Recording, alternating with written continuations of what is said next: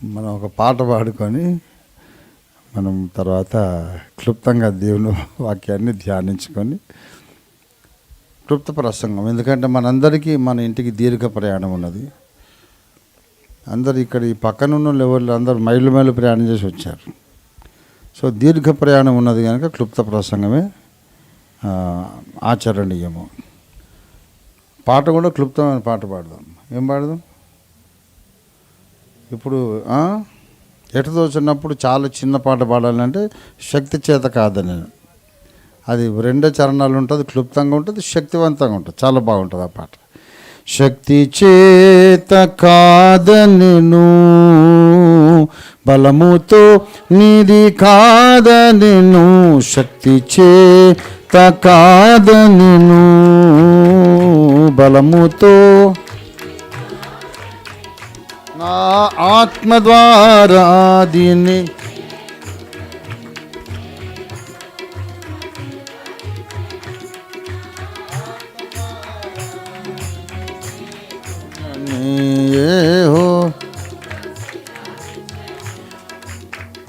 ఓ గొప్ప పర్వతమా బాబెలు నడ్డాగింపను, ఓ గొప్ప పర్వతమా జరుబాబెలు నడ్డాగింపను, ఎంత మాత్రపు దానవు నీవనెను, చదును భూమిగా మారెదవు, మాత్రపు దానవు నీవనెను, మారెదవు శక్తి చేత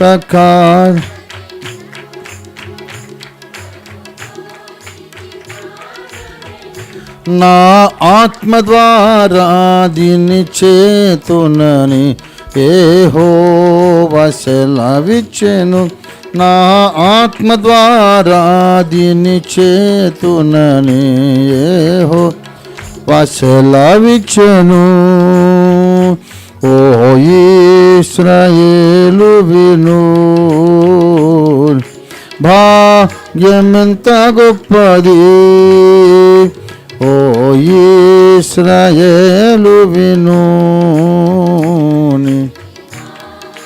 మెంత గొప్పది, యెహోవా రక్షించిన నిన్ను పోలిన వారెవరు, యెహోవా రక్షించిన నిన్ను పోలిన వారెవరు, శక్తి చేత కాదనెను, తోనిది కాదనెను, నా ఆత్మ ద్వారా దీని చేతునని యెహోవా సెలవిచ్చెను, నా ఆత్మ ద్వారా దీని చేతునని యెహోవా. దేవునికి స్తోత్రం కలుగునుగాక. హల్లెలూయా. దేవుని పరిశుద్ధ వాక్యంలో నుండి కీర్తనల గ్రంథము 2వ కీర్తన 1వ వచనము మాత్రమే నేను చదువుతాను. ప్రియులారా, చిత్తగించండి. అందరూ కూడా శ్రద్ధగా ఆలకించాల్సిందిగా మనవి. బైబిల్స్ ఉంటే చూడండి, లేకపోతే వినండి. అన్యజనులు ఎలా గల్లత్తు చేయుచున్నారు. మీ దగ్గర కొన్ని కొత్త వర్షన్స్లో అల్లరి చేయుచున్నారని ఉంటుంది. అన్యజనులు ఎలా ఏముంది మీ బైబిల్లో? అల్లరి కదా. ఇక్కడ గల్లత్తు, దీని ఓల్డ్ ట్రాన్స్లేషన్. గల్లత్తు చేయుచున్నారు.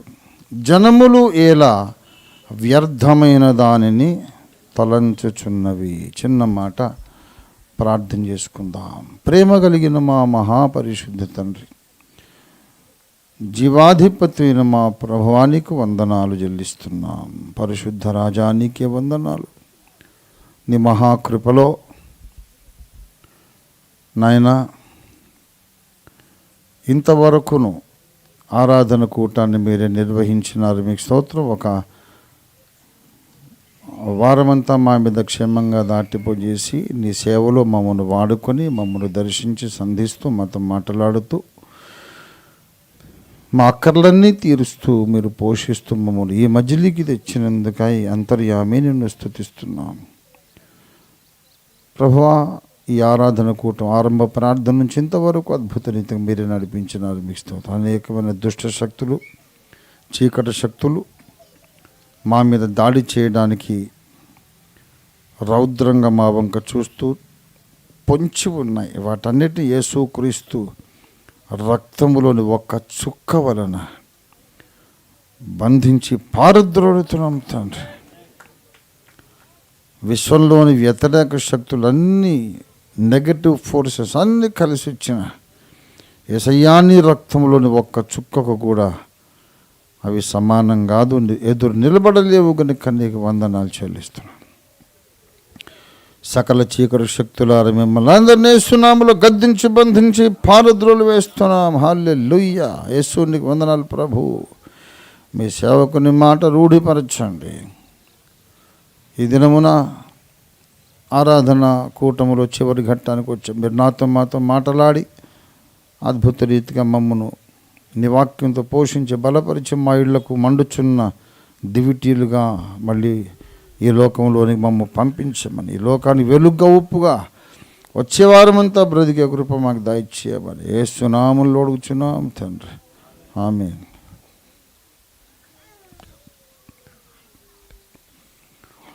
ప్రభునందు నాకు అత్యంత ప్రియులారా, ఇవాళ యాక్చువల్గా నేను అసలు వాక్యమే చెప్పొద్దు, తొందరగా ముగించేసి వెళ్ళిపోదాం అనుకున్నాను. యాక్చువల్గా నేను జెండా వందనం చేసి చిన్నగా మొదటి ప్రసంగం చేసి రెండో ప్రసంగం చేసుకో బాబు నువ్వే అని పాస్టర్ క్రిస్టఫర్కు చెప్పి వెళ్ళిపోదాం అనుకున్నా. అసలు వాక్యమే చెప్పొద్దు అనుకున్నాను, కానీ మరి చెప్పాల్సి వస్తుంది. నువ్వు కూడా ఏమనుకోకుండా వినాలి, కూర్చొని వినాలి. ప్రియులారా, మరి ఎక్కువసేపు మాట్లాడొద్దని అనుకుంటున్నాను. ఇప్పటికైనా కూడా చాలా క్లుప్తమైనటువంటి సందేశము, నా హృదయంలో మండుతున్నటువంటి విషయం.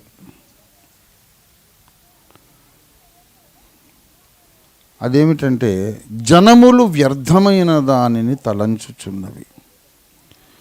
జనములు వ్యర్థమైన దానిని తలంచుచున్నవి.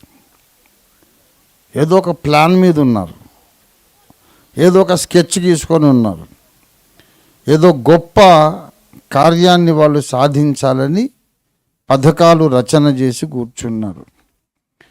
అయితే బైబిల్లోని దేవుడు మాట్లాడుతున్నాడు, భూజనాంగములారా, మీరు తలంచుచున్నదంతా కూడా వ్యర్థము. ये सब बकवास है, बेकार के बातें हैं, बेकार के काम हैं. तुम्हारे हाथ से कुछ काम नहीं बनेगा. तुम जो सोच रहे हो वो तुम्हारे हाथ से नामुमकिन है. ఏమీ చేయలేరు మీరు, మీ చేతులతో ఏమి పని జరగదు. మీరు అనుకునేదంతా వ్యర్థమైన వాగుడని దేవుడు చెప్తున్నాడు. బైబిల్లోని దేవుడు చాలా ఖతర్నాక్ దేవుడు అండి. బైబిల్లోని దేవుడు, నేను వేరే దేవతల గురించి కూడా చాలా పరిశోధన చేశాను, కానీ బైబిల్లోని దేవుడు అల్టిమేట్. ఆయన దేవత్వము, ఆయన మహిమ, ఆయన ప్రభావము, ఆయన జ్ఞానము, ఆయన విశ్వసనీయత, కార్యనిర్వహణ సామర్థ్యము అనితర సాధ్యము. అసలు నీతో పోల్చుటకు సర్వేశ ఎవరునూ లేరు ప్రకాశ అని, ప్రకాశించువాడా అని అర్థం. నీతో పోల్చుటకు ఎవరు లేరు. కొంతమంది తలకాయ లేనోళ్ళు, తలకాయ లేని క్రైస్తవులు హైందవ క్రైస్తవం బుక్ చదివి, ఓఫీర్ గారు యేసుప్రభును వేరే దేవతలను సమానం చేశాడు అని మాట్లాడుతున్నారు. నేను ఎక్కడ సమానం చేశాను? రాముడు యేసు సమానం, కృష్ణుడు యేసు సమానం, యేసయ్య పాపాలు క్షమిస్తాడు, వాళ్ళు కూడా క్షమిస్తారని చెప్పారు. అరే బేవఖూఫ్ బద్దమాహ్, నేను ఏం చెప్పినా నువ్వేం చదువుతున్నావు, ఏం అర్థం చేసుకున్నావురా నువ్వు? యేసును ఎవరితో సమానం చేయలేం. ఆయన ఎక్కడో అంతరిక్షంలో ఉంటారు, మిగతా వాళ్ళని భూమి మీద ఉంటారు. యేసుతో సమానమా? ఎవరు కాదు. నేను చెప్పింది సాదృశ్యములు అని. తలకాయలేని క్రైస్తవులు వీళ్ళు. హైందవ క్రైస్తవుని ఎవరు దూషించినా విమర్శించినా వాడికి తలకాయలో గుజ్జు లేదని అర్థం. వాడు బేవఖూఫ్. వాడు అన్యులు వ్యతిరేకించవచ్చు, ఎందుకంటే వాళ్ళ శాప కిందకి నీళ్ళు వస్తున్నాయి ఆ పుస్తకం ద్వారా. కానీ క్రైస్తవులు దీన్ని వ్యతిరేకించడం చాలా విడ్డూరం. తలకాయలేదు వీనికి. యేసు ప్రభువు వారు ఆయన ఏకైక సత్యదేవుడు అనే విషయం చెప్పాడు. మరి మిగతా వాళ్ళు ఏంటంటే ఆ సత్యము యొక్క ఛాయలు, సాదృశ్యములు అని చెప్పాను. సాదృశ్యం అంటే ఎప్పుడు ఆయనతో సమానమని కాదు. వీనికి అసలు భాష రాదు, తర్కము తెలియదు, అసలు ఏంటి తెలుసు వానికి? ఏం తెలియదు. ఆఖరికి ఏం తెలియదు అనే సంగతి కూడా తెలియదు వానికి. అంత అజ్ఞానములో పరాకాష్ఠవాడు.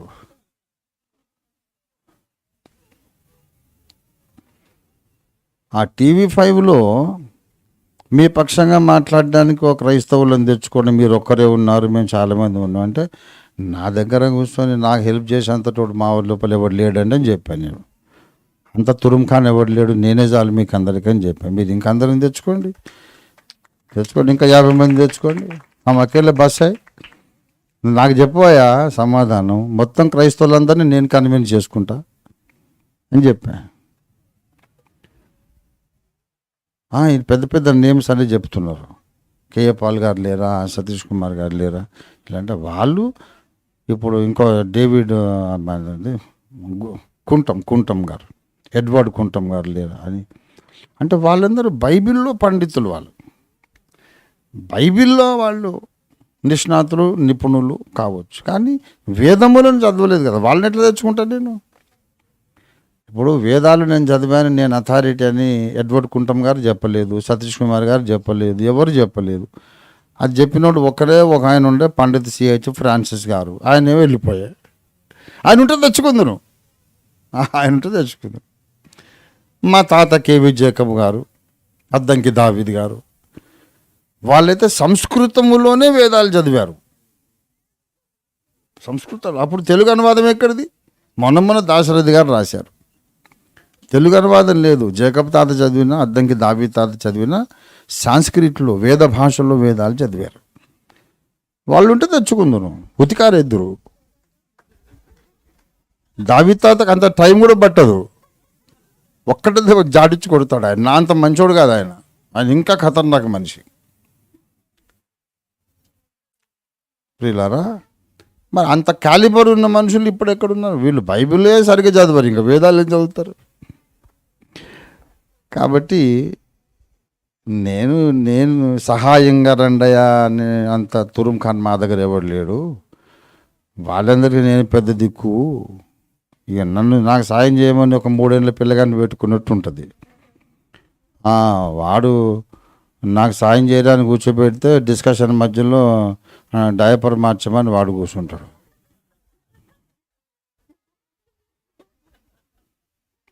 డిస్కషన్ ఆపి వాడిని గోషులు మార్చుకొని నేను కూర్చోవాలి. అందుకని వద్దులేని చెప్పా. సబ్జెక్ట్ తెలిసిన వాళ్ళు లేరు. నేను చెప్తున్న సాదృశ్యము ఎప్పుడైతే చెప్తామో అందులో బింబం ఒకటి, ప్రతిబింబం ఒకటి ఉంటుంది. బింబము, ప్రతిబింబం. అద్దం ముందు నేను నిలబడ్డాను, నేను బింబమును, అద్దములో ఉన్నది ప్రతిబింబం. ఇది అది ఎప్పటికీ సమానం కాదు, పోలికలు ఉంటాయి. ఎట్లా సమానం కాదంటే, నేను అద్దం ముందు నిలబడ్డప్పుడు ఇంత మసేవన్న తెచ్చి మీరు నా చెంపకు రుద్దారనుకోండి, వెంటనే ఆ ప్రతిబింబంలో కూడా చెంపకు మసి వస్తుంది. కానీ ఇదే పని అక్కడ చేయండి, దానికి పూస్తే దీనికి రాదు. ఎందుకంటే అది రియాలిటీ కాదు. మీరు నాకేమన్నా పూస్తే ఈ రంగు ఆ ప్రతిబింబంలో కనపడుతుంది, కానీ ప్రతిబింబానికి మీరేం పూయలేరు, పూసినా ఇది బింబానికి అంటది. అంత డిఫరెన్స్ ఉంటుంది. అరే సరిగా ఆలోచన, చదువు నేర్చుకుంటారా బాబు, ఆలు నేర్చుకోండి, గుణింతాలు నేర్చుకోండి అని చెప్తే వాడు ఆలు రాకముందే కాళిదాస్ కవిత్వం బాగలేదు, చాలా గ్రామర్ మిస్టేక్స్ ఉన్నాయి అంటాడు వాడు. మహాకవి కాళిదాసు దేశానికి అగ్రగణ్యుడు. ఆయన అంతని మించిన కవి లేడు. కాళిదాసు మహాకవిని మించిన కవి పుట్టలేదు. వీడు 3వ క్లాస్ వాడు ఆయనను విమర్శిస్తే ఏం చెప్పుకోవాలా, ఏమనాలి, వాడిని ఏం జవాబు చెప్పాలా?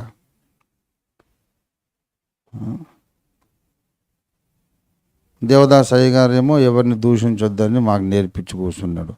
లేకుంటే భయంకరంగా తిడుతున్నాం. ఇంకా అయ్యగారి ప్రభావం ఉంది కనుక ఊరుకుంటారు. లేకుంటే వరంగల్ లెవెల్లో బుల్లెట్స్ వదులుతుండ్రు వాళ్ళ మీద. దేవదాస్ అయ్య గారు వాళ్ళందరిని రక్షిస్తున్నాడు. అసలు ఇప్పుడు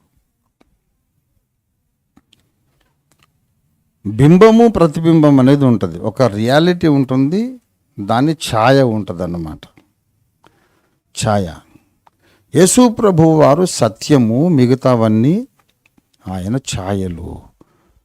అంటే అట్లనే కూడా సమానం అన్నట్టే కదా. యేసుకు వాళ్ళ ఛాయ ఏందని అంటారే, హౌలా నేను చెప్తున్నా. సొలొమోను రాజు యేసుకు సాదృశ్యం అని అంటారు. సొలొమోను యేసు సమానమా? సమానమా? సొలొమోను కామాతురుడై 1000 మంది భార్యలను ఉంచుకొని నానా గందరగోళం చేశాడు. సమానమా? తాను ఉంచుకున్న పరస్త్రీలు తన భార్యలను బట్టి వాళ్ళని సంతోషపెట్టడానికి వేరే దేవతల గుడులు కట్టించి ధూపం కూడా వేసేట. ఇటు యెహోవా గుడి కట్టించాడు, వేరే వాళ్ళు కూడా కట్టించాడు. ఆయన యేసుకు సమానమా? సొలొమోను కామాతురుడు, అదేం పనికి మాలిన పని అండి, 1000 మంది భార్యను చేసుకోవటం. నేను ఆ రోజులో బతుకుంటే ఏంద్రా పిచ్చోడ ఏం చేస్తున్నావు అని అడిగేవాడిని నేను. సొలొమోన్ అయితే వాళ్ళ తాత అయితే 1000 మంది భార్యలు ఎందుకు నీకు? ఒక్క ఆమెనే సంతోష పెట్టలేవు నువ్వు, ఆ 1000 మంది ఎందుకు?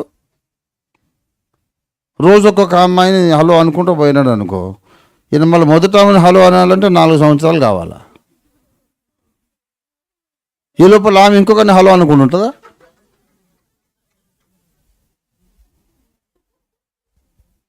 ఇదేం పాగలిపడి పిచ్చోడు.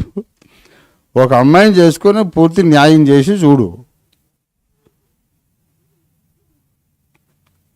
సొలొమోను యేసుకు ఎట్లా ఏ విధంగా సమానం అవుతాడండి? ఆయన చేసిన కొన్ని పనులు భౌతిక ప్రపంచ రంగంలో సొలొమోను చేసిన కొన్ని పనులు యేసులోని కొన్ని లక్షణములను పోలి ఉన్నాయి. కొన్ని విషయాలలోనే ఆయన యేసుకు సాదృశ్యము.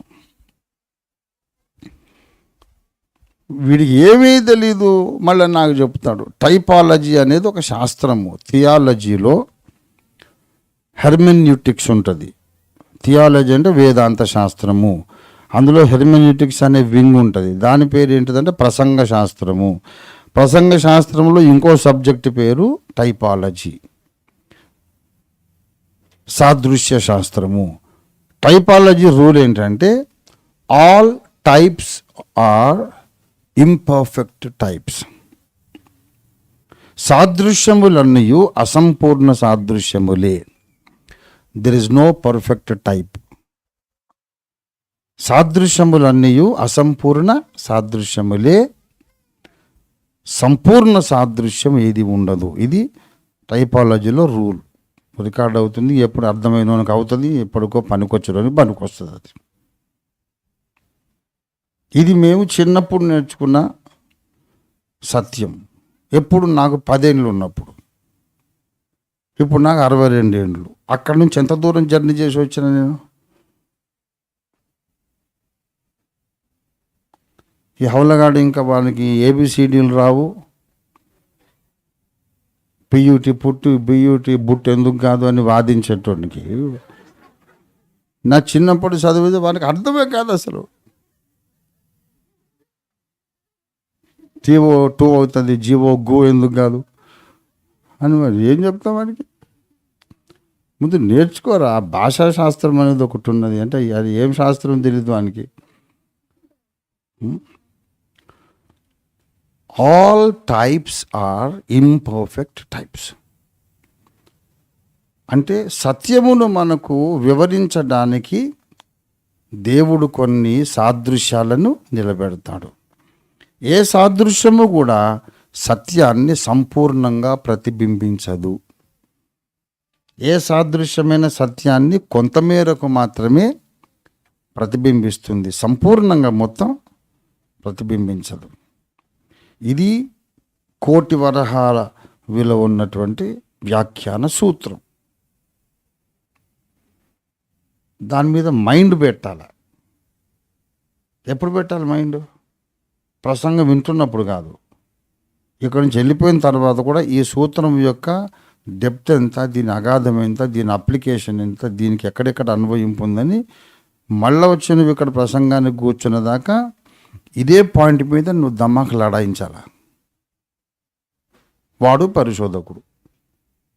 విన్నంతసేపు బుర్రకాయ మంచిగానే ఉంది, తర్వాత ఏం ప్రసంగం చేశాడంటే ఏమో కానీ చాలా బాగా చెప్పాడండి అని. వాడు ఏం పరిశోధకుడు? వాడు 1000 సంవత్సరాల ప్రసంగాలు విన్నా ఒక్క పాయింట్ కూడా బుర్రకెక్కదు.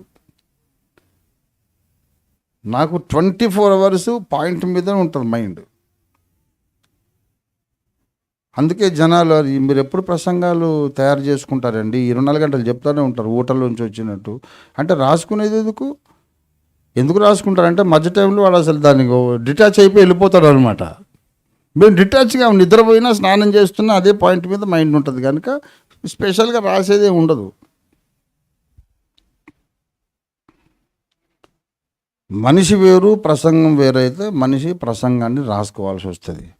మనిషే ప్రసంగం అయితే రాసేది అక్కర్లేదు. మేమేమో ఊరగాయ ఊరినట్టు ఊరగాయ జాడీలో మామిడికాయ బద్ద ఉప్పు, నూనె, కారము, ఆవాల పొడి లోపల ఊరి ఉంటుంది. అది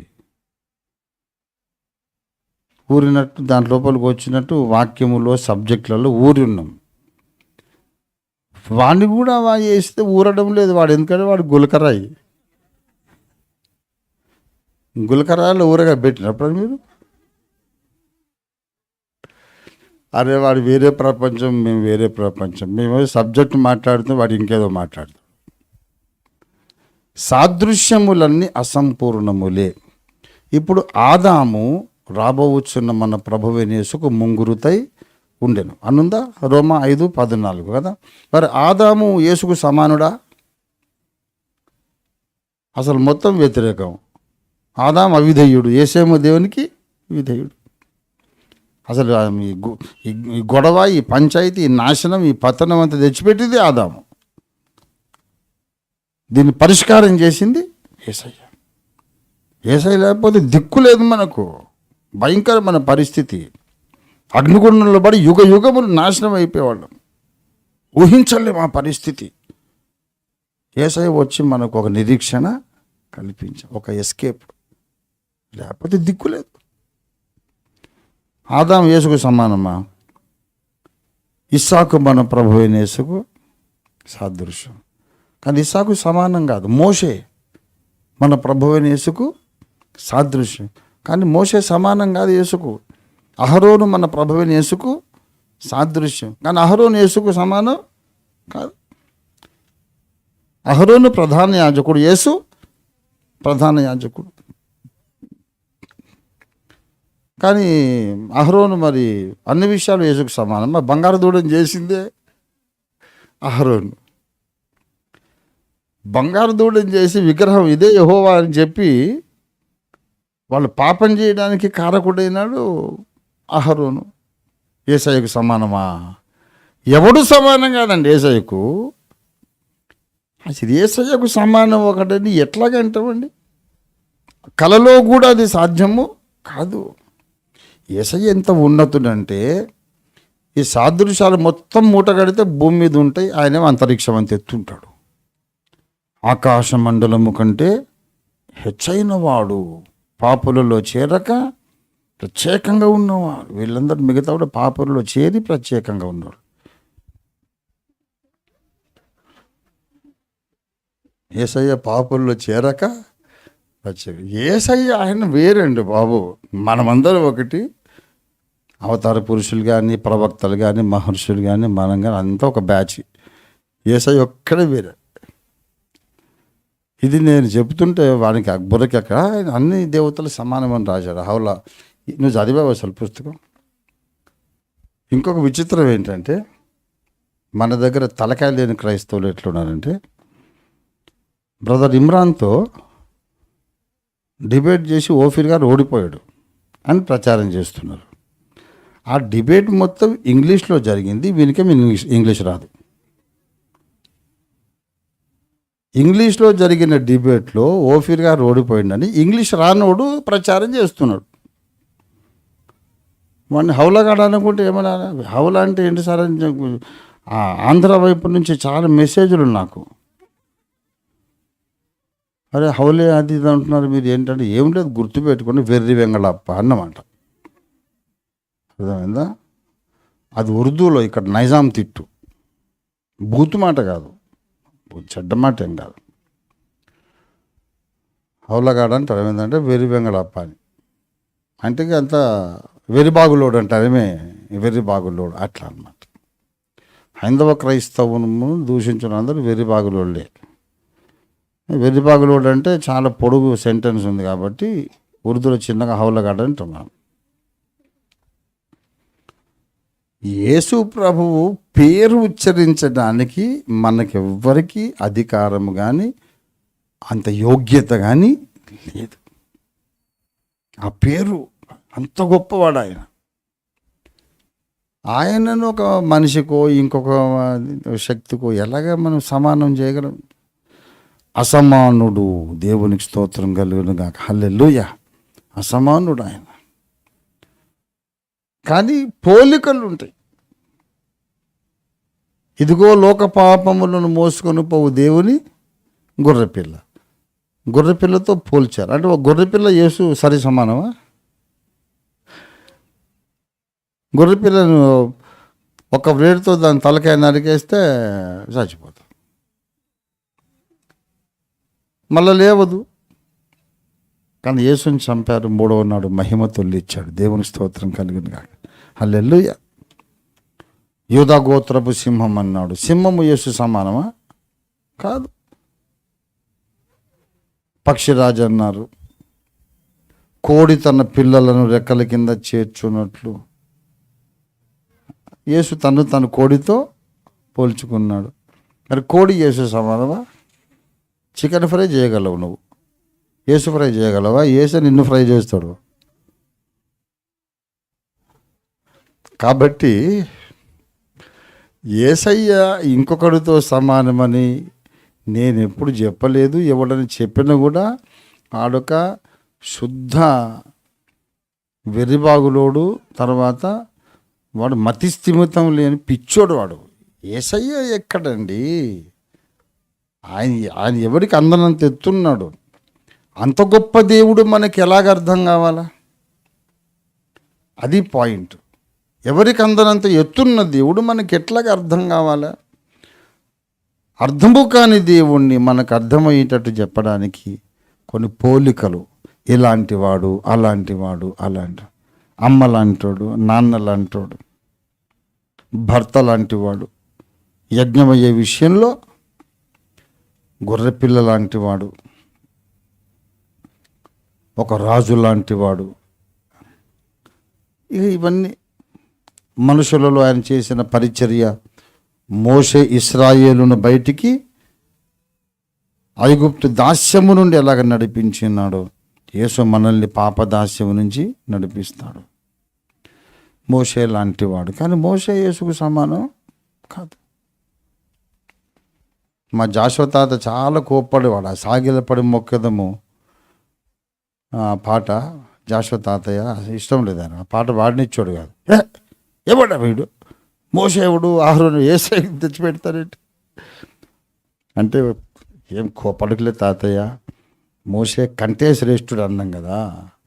ఆయన కూడా అసలు ఏసై పక్కన మోసే పేరు ఏంటి, యేసు చాలా ఉన్నతుడు కదా అని కోప్పడేవాడు జాషువా తాతగారు, కొత్తపల్లి జాషువా గారు. తలంచు హిత ఆ పాట రాసిన తాతగారు. ప్రియులారా, మోషే ఇశ్రాయేలును ఐగుప్తు దాస్యం నుంచి బయటికి తెచ్చాడు, యేసేమో పాప దాస్యం నుంచి బయటికి తెస్తాడు. కానీ సరి సమానమా కాదు. మోషే పెదవులతో కాని మాట పలికెను గనుక నీవు కనాను భూమిలో నువ్వు ప్రవేశించొద్దని దేవుడు నిషేధించేశాడు. అసలు మోషేనే కదా 90వ కీర్తన రాసింది, నీ ముఖకాంతిలో మా రహస్య పాపములు కనబడుచున్నాయి. ఆ మాట యేసు అనలేని మాట. యేసయ్య అనగలరా? 4 రహస్య పాపములు యేసయ్య పరిశుద్ధుడు అంటే పరిశుద్ధుడు. యేసులో అసలు పాపం అన్న ముచ్చట లేదు. అసలు రహస్యం లేదు, బహిరంగం లేదు, శరీరంలో లేదు, మనస్సులో లేదు, స్వచ్ఛమైన పరిశుద్ధత. ప్రభునందు ప్రియులారా, అలాగే ఇతర మత గ్రంథాలలో కూడా యేసు ఏమి చేశాడో వాళ్ళకు అర్థం కావడానికి, యేసు ఎలాంటి వాడో వాళ్ళకు అర్థం కావడానికి కొన్ని సాదృశ్యాలు ఉన్నాయి. యేసును వాళ్ళకు చూపించడానికి బైబిల్లోని సాదృశ్యాలతో చూపిస్తే వాళ్ళు స్వీకరించరు, రిసీవ్ చేసుకోరు కదా. వాళ్ళు గౌరవించే గ్రంథాల్లోని సాదృశ్యాలతో యేసును చూపిద్దాం. యేసును చూపించడమే క్రైస్తవులకైనా అన్యులకైనా యేసును చూపించాలి. ఏ గ్రంథాన్ని అతడు నమ్ముతాడో, ఏ గ్రంథాన్ని అతడు గౌరవిస్తాడో అందులో సాదృశ్యాలతో యేసును చూపించాలి. అల్టిమేట్గా యేసును చూపించటమే మన గురి. అంటే అంత ఓపిక ఎక్కడిది, అంత జ్ఞానం ఎక్కడిది? హైందవ క్రైస్తవం అనే గ్రంథం చూసి క్రైస్తవుల్లో చాలామంది వ్యతిరేకించారు, చాలా విడ్డూరం. కొన్ని వందల మంది సాక్ష్యాలు చెబుతున్నారు అది చదివి మేము రక్షణ పొందామని. చదివి రక్షణ పొందిన వాళ్ళు 100 మంది ఉంటే అది తప్పుడు పుస్తకం అని వీడు చెప్తా అంటే రక్షణ పొందడం తప్ప? సరే, అలాగ వదిలేసేయండి. ఇప్పుడు జనములు వ్యర్థమైన దానిని తలంచుచున్నవి. జనములు ఏంటి వ్యర్థమైన దాన్ని తలంచుచున్నవంటే, యేసును చూపించడానికి అభిషిక్తులైన దైవజనులు విశ్వ ప్రయత్నం చేసి వాళ్ళను కన్విన్స్ చేసి ఒప్పించి యేసే నిజమైన దేవుడు రక్షకుడని కన్విన్స్ చేయడానికి ప్రయత్నం చేసి ప్రయాసపడుతుంటే జనములు ఒక ఆలోచన చేస్తున్న ఏంటంటే, యేసును మరుగు చెయ్యాలి, యేసు అనే పేరే తీసేయాలి, యేసు అనే జ్ఞాపకమే తీసేయాలి అని యేసు మీద ద్వేషముతో ఆలోచన చేస్తున్నారు. యేసు మీద ద్వేషంతో ఆలోచన, అది వ్యర్థము, అది వ్యర్థం అంటున్నాడు దేవుడు. సామెతల గ్రంథం 21వ అధ్యాయము 30వ వచనం చూడండి దయచేసి. యెహోవాకు విరోధమైన జ్ఞానమైనను వివేచన అయినను ఆలోచన అయినను నిలవదు. ఇవాళ భారతదేశం అంతట్లో కూడా పెద్దలు ఆలోచన చేస్తున్నారు, యేసు అనే ఈ విశ్వాసాన్ని, ఈ వ్యక్తిని, ఈ ధర్మమును నామరూపాలు లేకుండా చేయాలి అని ప్రయత్నం చేస్తున్నారు. నేను ప్రకటిస్తున్నా. వీళ్ళందరూ కలలుగా ఉంటున్నారు ఏంటంటే, ఒకనాటికి దీన్నట హిందూ రాజ్యంగా మార్చేస్తారట. ఇస్లాం ఉండొద్దు, క్రైస్తవం ఉండొద్దు, ఇది హిందూ రాజ్యంగా మారిపోవాలి అని వాళ్ళు కలలుగా అంటున్నారు. మేము చేస్తాం చూడండి అని అంటున్నారు. అయితే నేను ప్రకటిస్తున్నాను, బైబిల్ చెప్తుంది, యేసయ్యకు విరోధమైన ఆలోచనైనా జ్ఞానమైనా నిలబడదు. యేసుకు విరోధంగా మీరు చేసే ఆలోచనలు వ్యర్థమైనవి. మీరెంత బలమైన రాజకీయ శక్తి అయినా కావచ్చు, పార్లమెంట్లో మీకు 300, 400 సీట్లు ఉండొచ్చు, మొత్తం 500 సీట్లు కూడా ఉండొచ్చు, అయినా కూడా మీరేం చేయలేరు. యేసును లేకుండా చేయడానికి మీకు చేత కాదు, కానీ మీరు లేకుండా చేసేటందుకు యేసయ్యకు చేతనవుతుంది. దేవుని స్తోత్రం కలుగుని. యేసయ్య వీళ్ళని చూస్తే పెద్ద జోకర్లు. ఏదో దేవుడు ఒక ఛాన్స్ ఇచ్చాడు, ఏలుకోరా 1 టర్మ్ 2 టర్ములు, నువ్వెంత చేతగానోడవో ప్రజలు చూస్తారులే, అనుభవం మీద తెలుసుకుంటారు, ఎక్కువ కాసేపు సింహాసనం అని దేవుడు యేసయ్య సెలవిచ్చాడు. అంత మాత్రాన వీళ్ళు యేసునే లేకుండా చేస్తారట. వీళ్ళు అది ఎప్పటికీ జరిగే పని కాదు. జనములు వ్యర్థమైన దాన్ని తలంచుచున్నారు. ఈ వ్యర్థమైన దాన్ని వాళ్ళు ఎలా చేస్తారు అంటే, ఎలా ప్లాన్ చేశారంటే ఇప్పుడు చెప్తున్నా అసలు సబ్జెక్టు. ఎవరైనా మానవుడైన వాడు గతమును మార్చగలడా?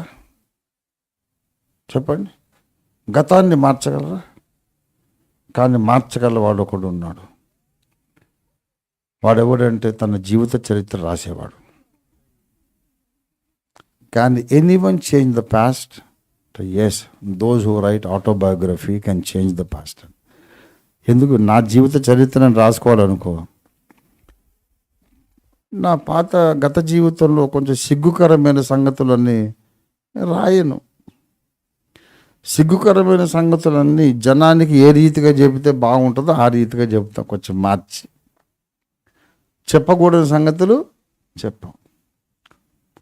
జనాలు చప్పట్లు కొట్టి జేజేలు పలికి ఆ సంగతులు చెప్తాం. గతంలో మనకు బాధకరమైన సిగ్గుకరమైన సంగతులు చెప్పాం. బయోగ్రఫీ రాసేవాడు చరిత్ర మార్చేస్తాడు.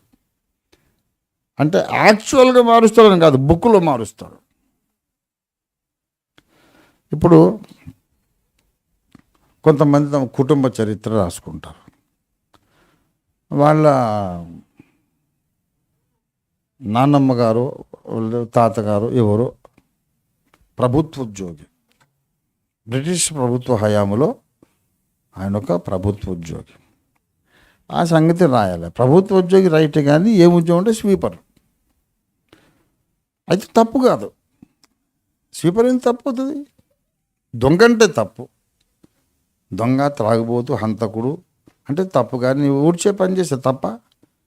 అది కూడా గౌరవప్రదమైన కార్యక్రమం. కానీ వీడికి అంటే ఇప్పుడు మంచి ఆఫీసర్ పోస్ట్లో ఉన్నాడు, మంచి పదవిలో ఉన్నాడు, కోటీశ్వరుడు, బంగళా, ఇంటి ముందు కార్లు అన్నీ ఉన్నాయి. మా తాతగారు ఊడ్చేవాడంటే కొంచెం ఇన్సల్ట్ ఫీల్ అవుతాడు. ఫీల్ కాకూడదు, కానీ వీడికున్న సంస్కారం అది. ఏం పర్వాలేదు, అంత దీనస్థితిలో నుంచి దేవుడు మమ్మల్ని పైకి లేవనెత్తాడని చెప్పుకోవచ్చు కదా. కానీ వీడికి అది ఇన్సల్ట్, వీళ్ళ తాత స్వీపర్ అంటారేమోనని వీడు, మా తాతగారు బ్రిటిష్ ప్రభుత్వంలో ఆయన ఒక అకౌంటెంట్గా పనిచేశారు రాస్తాడు. అంటే చరిత్రను మార్చేశారు. అట్లా ఇప్పుడు కొంతమంది సేవకులు కూడా సాక్ష్యాలు చెప్పేటప్పుడు, క్రైస్తవులు సేవకులు కూడా కొంతమంది చరిత్ర మారుస్తారు. మాది చాలా గొప్ప కులం నుంచి రక్షింపబడ్డామని చెప్పుకుంటారు. ఒక సేవకుడు ఉండేవాడు, మేము చౌదరీస్ నుంచి, కమ్మవారి నుంచి రక్షింపబడ్డామని చెప్తే, నాకు కూడా తెలియదు, చాలా గొప్ప సంగతి, అవునా చౌదరీసా మీరు, సంతోషం అని చెప్పా. అయితే ఇక్కడ చెప్పింది మర్చిపోయాడు. మర్చిపోయి 4-5 ఊర్ల తర్వాత ఇంకో ఊర్లో మేము క్షత్రియుల రాజులు అని చెప్పాడు. పాపం మతిమరుపు ఎక్కువేమో. ఇంకో 3-4 ఊర్లు అయినాక నాగార్జున సాగర్, ఇదే నిజం, వాస్తవం, చరిత్ర చెప్తున్నాను. నాగార్జున సాగర్ మీటింగ్లో మేము గొల్లలము, యాదవులము అని చెప్పాం. నేను అడిగాను, ఏం బాబు నువ్వు ఊరికో కులం చెప్తున్నావు, క్యా బాత్ హై అని అంటే, లేదన్నా నువ్వు పొరపాటు వినుంటావు అని అన్నాడు. పొరపాటు ఏం వినను, నేను ఒకసారి విన్నానంటే లైఫ్ టైం మర్చిపోను బాబు అంటే. కాదన్నా, నేను అంటే మా అమ్మ వైపు చౌదరీస్, నాన్న వైపు అదే నాన్న వైపు ఏదో అదే కులం వస్తుంది కానీ అమ్మ వైపు కులం రాదు కదా. నాన్న క్షత్రియ అయితే మరి అమ్మ కులం ఎందుకు చెప్పేవి అక్కడ అని అంటే, ఆ ఏరియాలో ఎక్కువ మంది చౌదరీస్ ఉన్నారు కనుక నేను చౌదరి అని చెప్పాను. సరే, మరి ఇక్కడ ఎందుకు అంటే ఇక్కడ క్షత్రియులు ఉన్నారు కనుక నాన్న కులం చెప్పిన అక్కడ. సరే, ఏదో సర్దుబాటు. మరి మూడో కులం ఎందుకు చెప్తివి? నీ భార్య కులమా? ఏం సంగతి అంటే గతాన్ని మార్చి చెప్పుకోవడం, వాస్తవం చెప్పడం ఇష్టం లేక ఎట్లా చెబితే నన్ను అందరూ హా ఓహో అని జేజేలు పలుకుతారు. అలాగ అన్ని మార్పులు. తప్పేం కాదు కదా. నువ్వు చౌదరి అయినా తప్పు లేదు, క్షత్రియ అయినా తప్పు లేదు, యాదవ్ అయినా తప్పు లేదు, మాలైనా తప్పు లేదు, మాదిగైనా తప్పు లేదు. నన్ను కొంతమంది కులం అడుగుతారు, మీది ఏ కులం సార్ అని. నేను మీదే కులం అని అడిగా. అంటే మేము మాల సార్ అంటే, నేను కూడా మాల. అవునా? ఇంకొక ఆయన వచ్చాడు, మీది ఏ కులం అంటే మాదిగా. అవునా? అదేంది సార్? అరే, నా ముందుకు ఎవడొచ్చి కూర్చున్నా కూడా వాడు ఏ కులమో నాది అదే కులం. వాడు మంగళి అయితే నేను మంగళి, వాడు సాకలి అయితే నేను సాకలి, వాడు మాల అయితే నేను మాల, వాడు మాదిగ అయితే నేను మాది, వాడు బ్రాహ్మడు అయితే నేను బ్రాహ్మణుడిని. అసలు మా నాన్నమే బ్రాహ్మణ స్త్రీ. మా నాన్నని కన్న తల్లి అద్దంకి అబ్రహం గారి వైఫ్ అత్యాల సుందరమ్మ బ్రాహ్మణ స్త్రీ. ఇప్పటికి మీరు అద్దంకి ఒంగోలుకు పోయి ఎంక్వైరీ చేసుకోవచ్చు. వాడు ఏ కులం అయితే అదే కులం. ఎందుకంటే అసలు మనం అందరం కలిసి ముందు ఆదాము కులం, మనం మనిషి కులం. దేవుని స్తోత్రం కలుగునుగా.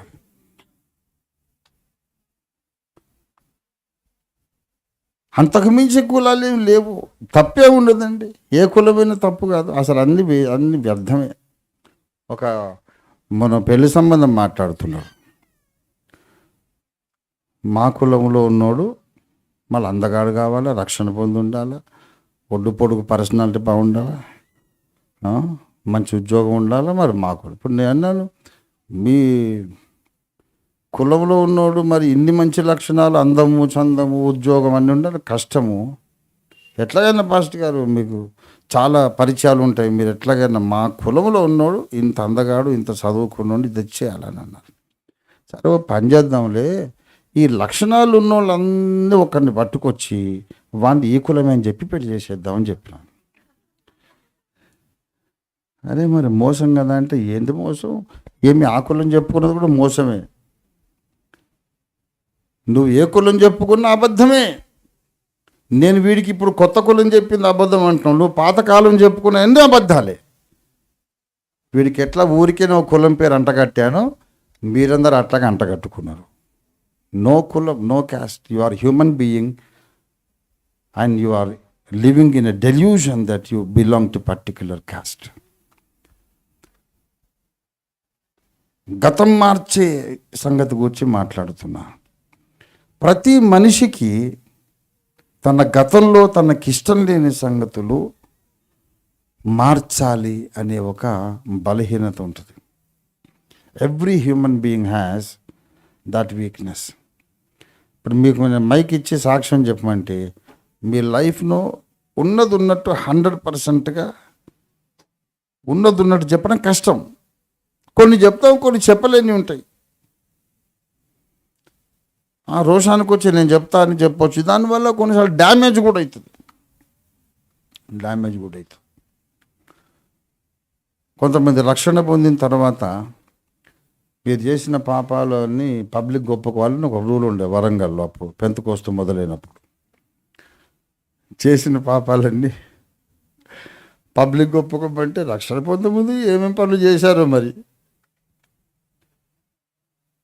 ఇవాళ చేసినవన్నీ పబ్లిక్గా చెప్తుంటే చాలా కాపురాలు కూలిపోయినాయి. దేవుని నామమున స్తోత్రం కలుగును కాక, హల్లెలూయా. నేను రక్షణ పొందకముందు నేను ఆ ఇంటి పక్క వాళ్ళతో అది చేశాను, ఇది చేశాను, ఎంతో అయినను హల్లెలూయా దేవుడిని క్షమించాడు. దేవునికి స్తోత్రం అంటుంటే, దేవుడికి క్షమించింది దేవుడు ఎరుగు, కానీ నేనేదో క్షమించలేనని చెప్పి ఈ నెగిటివ్ ఎఫెక్ట్ వచ్చేసి ఎన్నో కాపురాలు కూలిపోయినాయి. అప్పుడు మళ్ళీ భక్త సింగ్ గారు, పిఎం సామ్యుల్ గారు ప్రకటించారు ఏంటంటే, మీ పాపాలన్నీ దేవుని దగ్గర ఒప్పుకోండి, మనుషుల ముందు ఒప్పుకోద్దని.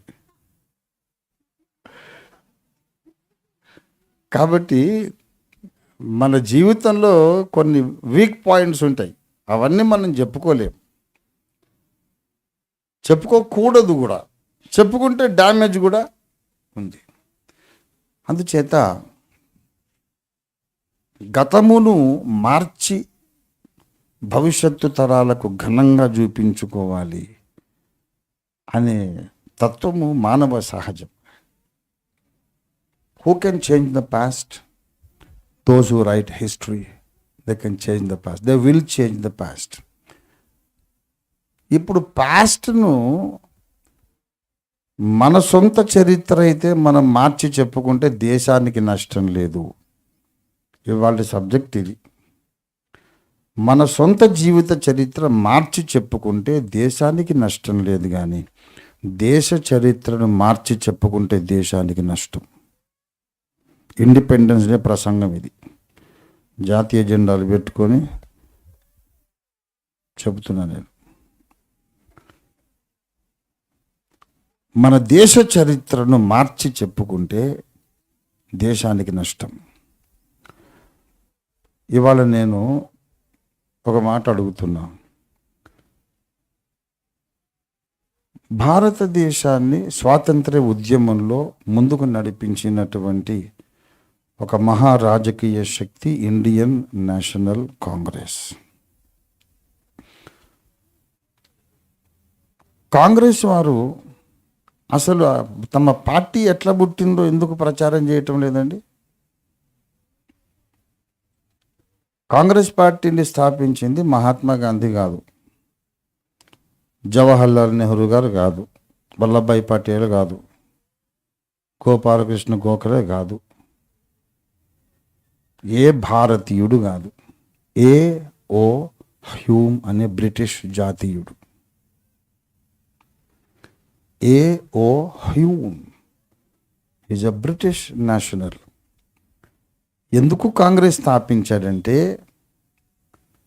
ఇటీవల సైరా అని ఒక సినిమా తీశారు చూడండి. ఆయన స్వాతంత్రోద్యమం ఫస్ట్ మొదలుపెట్టిన వీరుడని వీళ్ళ ప్రచారం. ఆయనకంటే ముందున్న వాళ్ళని కూడా వివాదం నడుస్తూ ఉంది. అసలు ముందు ఎవరయ్యా తిరగబడింది తెల్లోళ్ళ మీద అంటే లెక్కలు తేలవు. 200 సంవత్సరాల పాటు ఇండివిజువల్గా ఒక ఊర్లో, ఒక ప్రాంతంలో కొంతమందిని కూడగట్టుకొని తెల్లోళ్ళు వెళ్ళిపోవాలి, మా దేశంలో ఉండొద్దు అని పోరాటాలు చేస్తూనే ఉన్నారు. స్వాతంత్ర్య ఉద్యమ చరిత్ర 200 సంవత్సరాల సుదీర్ఘమైంది. అసలు స్వాతంత్రోద్యమం ప్రారంభమైనప్పుడు గాంధీ గారు బుట్టని లేదు. ఆ రోజుల్లో అల్లూరి సీతారామరాజు లాంటి వాళ్ళు కానీ, ఈ సైరా లాంటి వాళ్ళు కానీ, ఇట్లాంటి వాళ్ళు చిన్న వాళ్ళు చాలామంది లోకల్గా చిన్న జమీందారులు, రాజులు తిరుగుబాటు చేశారు. స్వాతంత్రోద్యమ చరిత్రనే ఇంత పెద్ద పుస్తకం, గ్రంథం రాయాలి. ఫుల్ డీటెయిల్స్ చెప్పాలంటే అది చదవడానికి మన బ్రతుకు సరిపోదు. అయితే తెల్లోళ్ళు దీన్ని ఒక దోమ గుట్టినట్టు కూడా కేర్ చేయటం లేదు. 100 సంవత్సరాలైంది. తెల్లోళ్ళకి అసలు ఈగ వాలినట్టు కూడా లేదు. దేశాన్ని ఏలేస్తూ ఉన్నారు. భారతీయులు తమ ఆకాంక్షలు నెరవేర్చుకోలేకపోతున్నారు. మా దేశం మేమే ఏలుకుంటాం అనేది మంచి ఆశ, కానీ బ్రిటిష్ ప్రభుత్వం ఉక్కు పిడికిలతో పట్టుకుంది. వాళ్ళని వీళ్ళేం చేయలేకపోతున్నారు. బలమైనటువంటి ఉక్కుపాదంతో అణిచేస్తున్నారు స్వాతంత్ర ఉద్యమాన్ని. మీరు చెట్టుకొకడు, గుట్టకొకడు, పుట్టకొకడు చెదిరిపోయి మీరు పోరాడితే మీరు ఎప్పటికీ సాధించలేరు. మీరంతా కలిసి ఒక మహాశక్తిగా సంఘటితం కండి అని ఒక బ్రిటిష్ జాతీయుడే వీళ్ళ పరిస్థితి చూసి జాలిపడి, ఆయనకు అవసరం లేదు, ఆయన దేశం ఆయన వెళ్ళిపోయి బ్రతుకొచ్చు రాజులాగా, తన సొంత జాతి ప్రభుత్వానికి వ్యతిరేకంగా పోరాడడానికి, బ్రిటిష్ ప్రభుత్వానికి వ్యతిరేకంగా పోరాడడానికి బ్రిటిష్ జాతీయుడు ఒకడు ఇండియన్ నేషనల్ కాంగ్రెస్ను పార్టీని స్థాపించి వీళ్ళకి అప్పగించాడు. మెల్లమెల్లగా ఇదేదో బాగున్నట్టుందని ఒకడొకడు వచ్చి చేరి అది మహాబలమైన శక్తిగా రూపొందింది. అదొక బలమైన శక్తిగా మారినప్పటికీ అప్పటికి ఇంకా మహాత్మా గాంధీ గారు సౌత్ ఆఫ్రికాలో ఆయన బారిస్టర్ అంటారు, అప్పటి భాష అంటే అడ్వకేట్ అంటాం కదా మనం ఇప్పుడు, అప్పుడు బారిస్టర్ అనేవాడు. బారిస్టర్ ఎందుకంటారంటే బార్ కౌన్సిల్ అంటారు, అడ్వకేట్ల యొక్క వాళ్ళు గైడ్ లైన్స్ ఇచ్చేటటువంటి ఒక అథారిటీ ఏదైతే ఉందో బార్ కౌన్సిల్ అంటారు. కనుక అడ్వకేట్కు అప్పుడున్న పేరు బారిస్టరు. ఇప్పుడు ఎవరికి అర్థం కాదు బారిస్టర్ అంటే అదేంది సార్ అని అంటారు. న్యాయవాద వృత్తి, అచ్చ తెలుగులో చెప్పుకోవాలంటే న్యాయవాద వృత్తి. అక్కడ సౌత్ ఆఫ్రికాలో ఆయన మంచిగా మనలాగా కోటు సూట్ వేసి బూట్ వేసుకొని ఉండేవాడు, కానీ ముఖమైతే ఇండియన్ ఫేస్, వైశ్యుడు, కొంచెం నల్లగానే ఉంటాడు, చామన ఛాయ్ నల్లగానే ఉంటాడు. కనుముక్కు తీరు ఆ కళ అంతా ఇండియన్ కళ తెలిసిపోతుంది. ఎన్నో అవమానాలకు గురయ్యాడు అక్కడ, ఎందుకంటే అప్పుడు సౌత్ ఆఫ్రికా కూడా బ్రిటిష్ పరిపాలనలో ఉంది, British colony. South Africa British colony, India కూడా బ్రిటిష్ కాలనీ, బ్రిటిష్ వలస రాజ్యాలు. ఎన్నో అవమానాలకు గురయ్యాడు. అసలు నా దేశం ఎట్లా ఉందో చూద్దామని ఒకసారి ఇండియాకు వస్తే ఇక్కడ మరీ దరిద్రంగా ఉంది. అప్పుడు ఆయన గారు కాంగ్రెస్ పార్టీలో చేరి, నేను నా దేశ ప్రజలందరికీ స్వాతంత్రం ఆత్మగౌరవంతో బ్రతికే అవకాశం వచ్చేదాకా నేను పోరాడుతానని తర్వాత కాంగ్రెస్ పార్టీలో చేరి మెల్లమెల్లమెల్లగా ఎదిగి టాప్ పొజిషన్కి వచ్చాడు. ఇప్పుడు గాంధీ గారిని మర్చిపోయారు. గాంధీ గారు ఏ పొజిషన్కి వచ్చాడంటే, చరిత్ర చెప్తున్నా నేను, ఏ పొజిషన్కి వచ్చాడంటే కాంగ్రెస్ వర్కింగ్ కమిటీలో గాంధీ గారు ఉండే, మీరు ఇలాంటి నిర్ణయాలు తీసుకున్నారంటే నేను ఇక్కడ ఉండని వేదిక మీద లేచి వెళ్ళిపోతాను అంటే దెబ్బకు సెట్ అవుతారు అందరూ. వద్దొద్దు గాంధీ గారు, మీరు వెళ్ళొద్దండి, మీకేం కావాలో మేము అదే చేస్తాం. ఆయన ఏమన్నారు, నేను వెళ్ళిపోతానండి, మీరేం చేస్తారు చేసుకోండి అంటే, no please go, don't go, మీకు ఎలా కావాలో అలా చేస్తాం. అంత పట్టు సాధించినాడు ఆయన, దేశం మీద పట్టు సాధించాడు.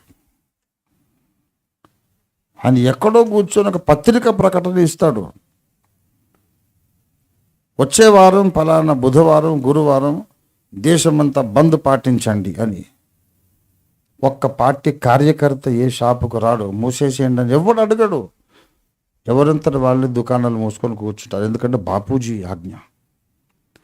దేశం మీద అటువంటి గ్రిప్ సాధించాడు ఆయన. ఎందుకు తెలుసా, ఆయన పొలిటికల్ లీడర్ విత్ ఫిలాసఫీ, ఒక మంచి వేదాంతము కలిపినటువంటి రాజకీయ నాయకుడు. ఆ వేదాంతం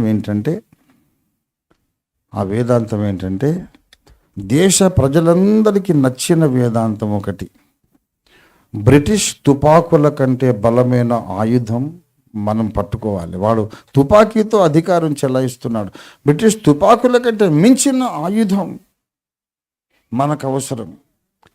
ఎలాగా? వాడిని గాయపరచాలి, కానీ మన దగ్గర డబ్బు లేదు. ఆ ఆయుధం ఏది, అసలు ఎక్కడ దొరుకుతుంది? ఆఖరికి ఆయనకు అహింసా సిద్ధాంతం ఒకటి దొరికింది. అహింసా సిద్ధాంతం అంటే ఏంటో కూడా చాలామందికి తెలియదు, ఎందుకంటే చరిత్ర మార్చేశారు కదా. ఇప్పుడు మా నాన్న, మా అమ్మ, మా తాత ఒకప్పుడు జమీందారులని నేను చెప్పుకుంటే దేశానికి నష్టం లేదు. కానీ దేశ చరిత్రను మార్చి చెబితే దేశానికి నష్టం. ఈ వాస్తవాలు మర్చిపోయినందుకే ఇవాళ మతోన్మాద శక్తులు దేశాన్ని వెళ్తున్నాయి. అహింసా సిద్ధాంతం అంటే ఏంటో తెలుసా? అహింస ఆయుధము అనేది దాన్ని. అహింస ఆయుధం అనేది ఎట్లా తెలుసా? ఎవడన్నా వచ్చి నన్ను కొట్టాడు అనుకోండి, కొడితే నేను తిట్టాను అనుకోండి, లేకుంటే మళ్ళీ కొట్టాను అనుకోండి, వాడు కూడా కొంత సంతోషిస్తాడు. అరే నేను కొట్టినందుకు వాడు తిట్టాడు, మళ్ళీ కొట్టాడంటే నేను వాడిని హర్ట్ చేయగలిగాను కదా, చేయగలిగాను కనుక వాడికి ఆవేశం వచ్చింది, దాన్ని ప్రదర్శించాడు. కానీ వాడు నన్ను కొట్టాడు, నేను ఏం మాట్లాడకుండా వాడిని చూసి వెళ్ళిపోయాను అనుకోండి, వాడు హర్ట్ అవుతాడు. అరే నేను వాడిని అన్యాయంగా కొట్టాను, వాడు ఏమనలేదే, ఏదైనా అంటే బాగుండు కదా, మళ్ళీ కొడితే బాగుండు కదా, ఏమనుకుని వెళ్ళిపోయాడే, ఇప్పుడు ఎట్లా ఏం చేయాలా, వాడు హర్ట్ అవుతాడు. ఎవడైనా నిన్ను కొడితే నువ్వు వాడిని ఏమి అనుకున్న వదిలేస్తే ఒక ఆయుధం ఎలాగా గాయపరుస్తుందో నీ మౌనము కూడా వాడిని గాయపరుస్తుంది. ఇది తుపాకీ కంటే శక్తివంతమైంది. తుపాకీ శరీరమును మాత్రమే గాయపరుస్తుంది. నీకు అన్యాయంగా హింస వచ్చినప్పుడు నువ్వు అహింస పాటిస్తే మనస్సును గాయపరుస్తుంది. తుపాకీ అయితే శరీరాన్ని గాయపరుస్తుంది, అహింస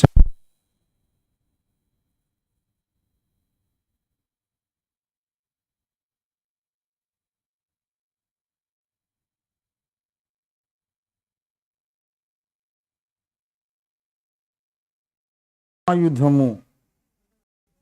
అంటే తుపాకులు, కత్తులు, కటార్లు శరీరాన్ని మాత్రమే గాయపరచగలవు, కానీ అహింస అనేది మనస్సును గాయపరుస్తుంది. గనక దేశ ప్రజలందరూ తుపాకీ చేపట్టినటువంటి బ్రిటిష్ జాతీయులను అహింస ద్వారా గాయపరుద్దాం అని ఆయన పిలుపిస్తే దేశ ప్రజలందరికీ ఇది నచ్చింది, కరెక్ట్ అని చెప్పి ప్రమాణాలు చేసి కాంగ్రెస్ పార్టీలో చేరేవాళ్ళు. అహింస ఉద్యమము. ఇక బ్రిటిష్ పోలీసులు వచ్చేవాళ్ళు, కర్రలతో కొట్టేవాళ్ళు, చాలా అవమానకరంగా. ఆడోళ్ళు మగోళ్ళని ఏం చూడరు, కొడతారు. దెబ్బలన్నీ తిని మౌనంగా తలదించుకొని వెళ్ళిపోతూ ఉంటారు. తుపాకులంటే లక్ష్య పెట్టిన బ్రిటిష్ గవర్నమెంట్ భారత జాతి పాటిస్తున్న అహింసా సిద్ధాంతానికి కదిలిపోయింది. ఎందుకు తెలుసా? మీరు కొడితే మళ్ళీ ఏమననటువంటి గొర్రెలు లాంటి వాళ్ళను మీరెందుకు హింసిస్తున్నారని బ్రిటిష్ ప్రభుత్వం మీద వాళ్ళ దేశంలోనే వ్యతిరేకత వచ్చింది. మీరు కొడితే మౌనంగా వెళ్ళిపోతున్నారు వాళ్ళు. ఎందుకు కొడుతున్నారు వాళ్ళని? మానవత్వం ఇది? మనుషుల, రాక్షసుల? వాళ్ళ పునాదులే కదిలిపోయినాయి. అహింస అనే సిద్ధాంతం ద్వారా మహాత్మా గాంధీ గారు దేశ ప్రజలను ఆకట్టుకున్నారు, దేశ ప్రజలను ఆకర్షించుకున్నారు. ఈయనండి మా నాయకుడు, ఈయన మా తండ్రి బాపూజీ, ఆయన చెప్పిన మాట వినాలి. ఆయన ఒక సాధువు లాంటివాడు, ఒక సన్యాసి లాంటివాడు, ఒక మహర్షి లాంటివాడు. ఆయన మాట వినాలి మనం అని దేశ ప్రజలందరూ ఈయన ఫిలాసఫీ నచ్చి ఆయన అభిమానులు అయిపోయింది. భారతదేశమే మహాత్మా గాంధీ అభిమాన సంఘం అయిపోయింది. అంత గొప్ప అహింసా సిద్ధాంతం భరత జాతిని ఒక్క త్రాటి మీదకి తేవాలనుకున్నప్పుడు ఉపయోగపడిన గొప్ప అహింసా సిద్ధాంతం మీకు ఎక్కడ దొరికిందంటే భగవద్గీతలో దొరకలేదు. భగవద్గీతలో ఏముందంటే వాడు బాబాయ, మామయ్య, తమ్ముడా, అన్నయ్య అని చూడకు, వేసేసే అంతే, పాప పుణ్యాలు నీకు అంటవు, నరికేసేరా అని ఉంది భగవద్గీతలో. భగవద్గీతలో హింసా సిద్ధాంతమే కానీ అహింస సిద్ధాంతం లేదు. మరి ఈయనకు అహింస ఎట్లా వచ్చింది అంటే యేసు ప్రభువు చేసిన కొండ మీది ప్రసంగంలో నీ శత్రువు నిన్ను కుడి చెంప మీద కొడితే ఎడమ చెంప తిప్పమన్న మాట గాంధీ గారిని ఆకర్షించి ఒక చెంప మీద కొడితే ఇంకో చెంప తిప్పమని యేసు చెప్పిన మాటలో నుండి అహింసా సిద్ధాంతాన్ని తీసుకొని భారతదేశాన్ని ఒక త్రాటి మీదకి తెచ్చి స్వాతంత్రాన్ని సాధించారు బాపూజీ మహాత్మా గాంధీ గారు. ఇది చరిత్ర. ఇవాళ దేశాన్ని వెళ్ళే పెద్దలకు మహాత్మా గాంధీ అంటే ఇష్టం. మహాత్మా గాంధీ యూజ్లెస్, ఆయన మహాత్ముడు ఎందుకు అవుతాడండి? మరి ఎవరు నువ్వు ఆ మహాత్ముడు? గాంధీ గారేం తీసుకురాలేదు స్వాతంత్రం అట. ఎవడు మీ తాత తెచ్చాడు? మరి దేశం అంతా బంద్ పాటించమని పిలిపిస్తే ప్రజలు వెంటనే పిలుపుకు లోబడిలో కోట్ల మంది బంద్ పాటించారు. ఎవడు మరి నీ తాత పిలిపించాడప్పుడు? చరిత్రను మార్చొద్దు. మన చరిత్ర మార్చి చెప్పుకుంటే పర్లేదు, దేశ చరిత్ర మార్చొద్దు. అసలైన విషయం చెప్తున్నా మీకు. అసలు వీళ్లకు గాంధీ గారి ఇష్టం లేదు, వాస్తవాలు ఇష్టం లేదు. ఎందుకు తెలుసా? మెయిన్ కీ పాయింట్ చెప్తున్నా ఏంటంటే, అసలు స్వాతంత్రోద్యమానికి వెనుక కూడా ఉన్నటువంటి తలంపు ఏంటంటే, ఈ బ్రిటిష్ వాళ్ళు ఉండి మనువాదాన్ని నాశనం చేస్తున్నారు, కుల వ్యవస్థను నాశనం చేస్తున్నారు.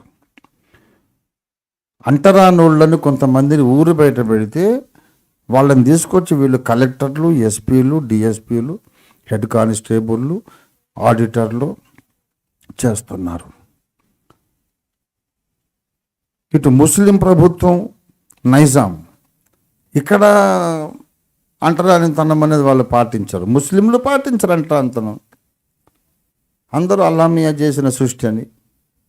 క్రైస్తవులు పాటించరు. గనక మనము ద్వేషించి అసహించుకొని వెళ్ళగొట్టి మనం అవమానపరిచినటువంటి అంటరాని వాళ్ళందరూ సమాజంలో కలిసిపోతున్నారు. ఈ పరిస్థితిని మార్చాలంటే ముందు ఈ తెల్లోళ్ళను వెళ్ళగొట్టాలి. మత ఛాందసవాదంతోనే జరిగింది ఇది. కేవలం క్రీస్తును ద్వేషించి సిపాయిల తిరుగుబాటు అన్నారు. అది ఏంటి సిపాయిల తిరుగుబాటు భారతదేశంలో? అదేంటి తెలుసా? బ్రిటిష్ ఆర్మీలో మన హిందూ సోదరులు కొంతమంది సైనికులు జీతానికి చేసేవాళ్ళు. బ్రిటిష్ సైన్యంలో మన హిందూ సోదరులే, ఇండియన్సే సైనికులుగా జీతానికి పనిచేశారు. అప్పుడు ఏంటంటే బాంబులు ఉండేవి. ఎట్లా అంటే తోలు సంచి లోపల మందుగుండు పేలుడు పదార్థం పెట్టి దాన్ని బాంబు విసిరేటప్పుడు ఏం చేయాలంటే పంటితో ఇట్లా కరిచి పట్టుకొని దాని పైన ఉన్నటువంటి పై పొరను ఇట్లా లేయర్ పైకి లాగాలి. చర్మాన్ని పట్టుకొని ఇట్లా లాగి విసిరాల. ప్రతి బాంబు ఇట్లా లాగాలి, విసిరాల, పేలుతుంది. సెంటిమెంట్ ఏంటంటే అది జంతు చర్మమురా, అది ఎద్దు చర్మము, గేదె చర్మము, ఆవు చర్మము అయి ఉంటుంది. మన దేశంలో అవన్నీ ఆవులు వాళ్ళు అంటే గొడ్డు మాంసం తింటారు, బీఫ్ తింటారు వాళ్ళు. తెల్లోళ్ళు అట్లాంటి బాంబులు కనిపెట్టారు. ఆ బాంబు జంతు చర్మాన్ని ఇట్లా పంటితో లాగి బాంబులు వేసే పద్ధతి నేర్పి మన దేశ సంస్కృతిని వాళ్ళు అవమానిస్తున్నారు అని సెంటిమెంట్ నేర్పించి సిపాయిలు తిరుగుబాటు చేశారు బ్రిటిష్ ప్రభుత్వం మీద. అంటే ప్రతిదానికి మతం తీసుకొస్తారు అన్నమాట. తెల్లోళ్ళని వెళ్ళగొడితే క్రైస్తవం వెళ్ళిపోద్దని ఈ పిచ్చోళ్ళు అనుకున్నారు. తెల్లోళ్ళతో క్రైస్తవ్యం రాలేదు గనక తెల్లవాళ్ళు రాకముందే 2000 ఏళ్లకు ముందే క్రైస్తవం ఇండియాలో ఉంది కనుక వాళ్ళు వెళ్ళిపోయినా సరే ఇంకా నడుస్తూనే ఉంది. ఏనాటికైనా మేమే మా సొంత బలము మీద మేము భారత ప్రభుత్వాన్ని మేమే స్థాపించి నడిపి ఇది హిందూ రాజ్యంగా మార్చేస్తాము, వేరే మతం ఉండొద్దు, ఓన్లీ ఇండియా అంటే ఒక హిందూ మతం అని మతరాజ్యంగా మార్చేస్తాం. సౌదీ అరేబియా, సౌదీ ఎట్లాగంటే ఇస్లామిక్ కంట్రీ, అక్కడ నువ్వు చర్చి కట్టలేవు, టెంపుల్ కట్టలేవు. అట్లాగే ఇక్కడ కూడా మేము చేస్తాం అని ఆలోచన చేస్తున్నారు. స్వాతంత్రం వచ్చిన తర్వాత దాదాపు 74 సంవత్సరాలు, 75 అని చెప్తున్నాం, ఎంటర్ ఇంటూ 75.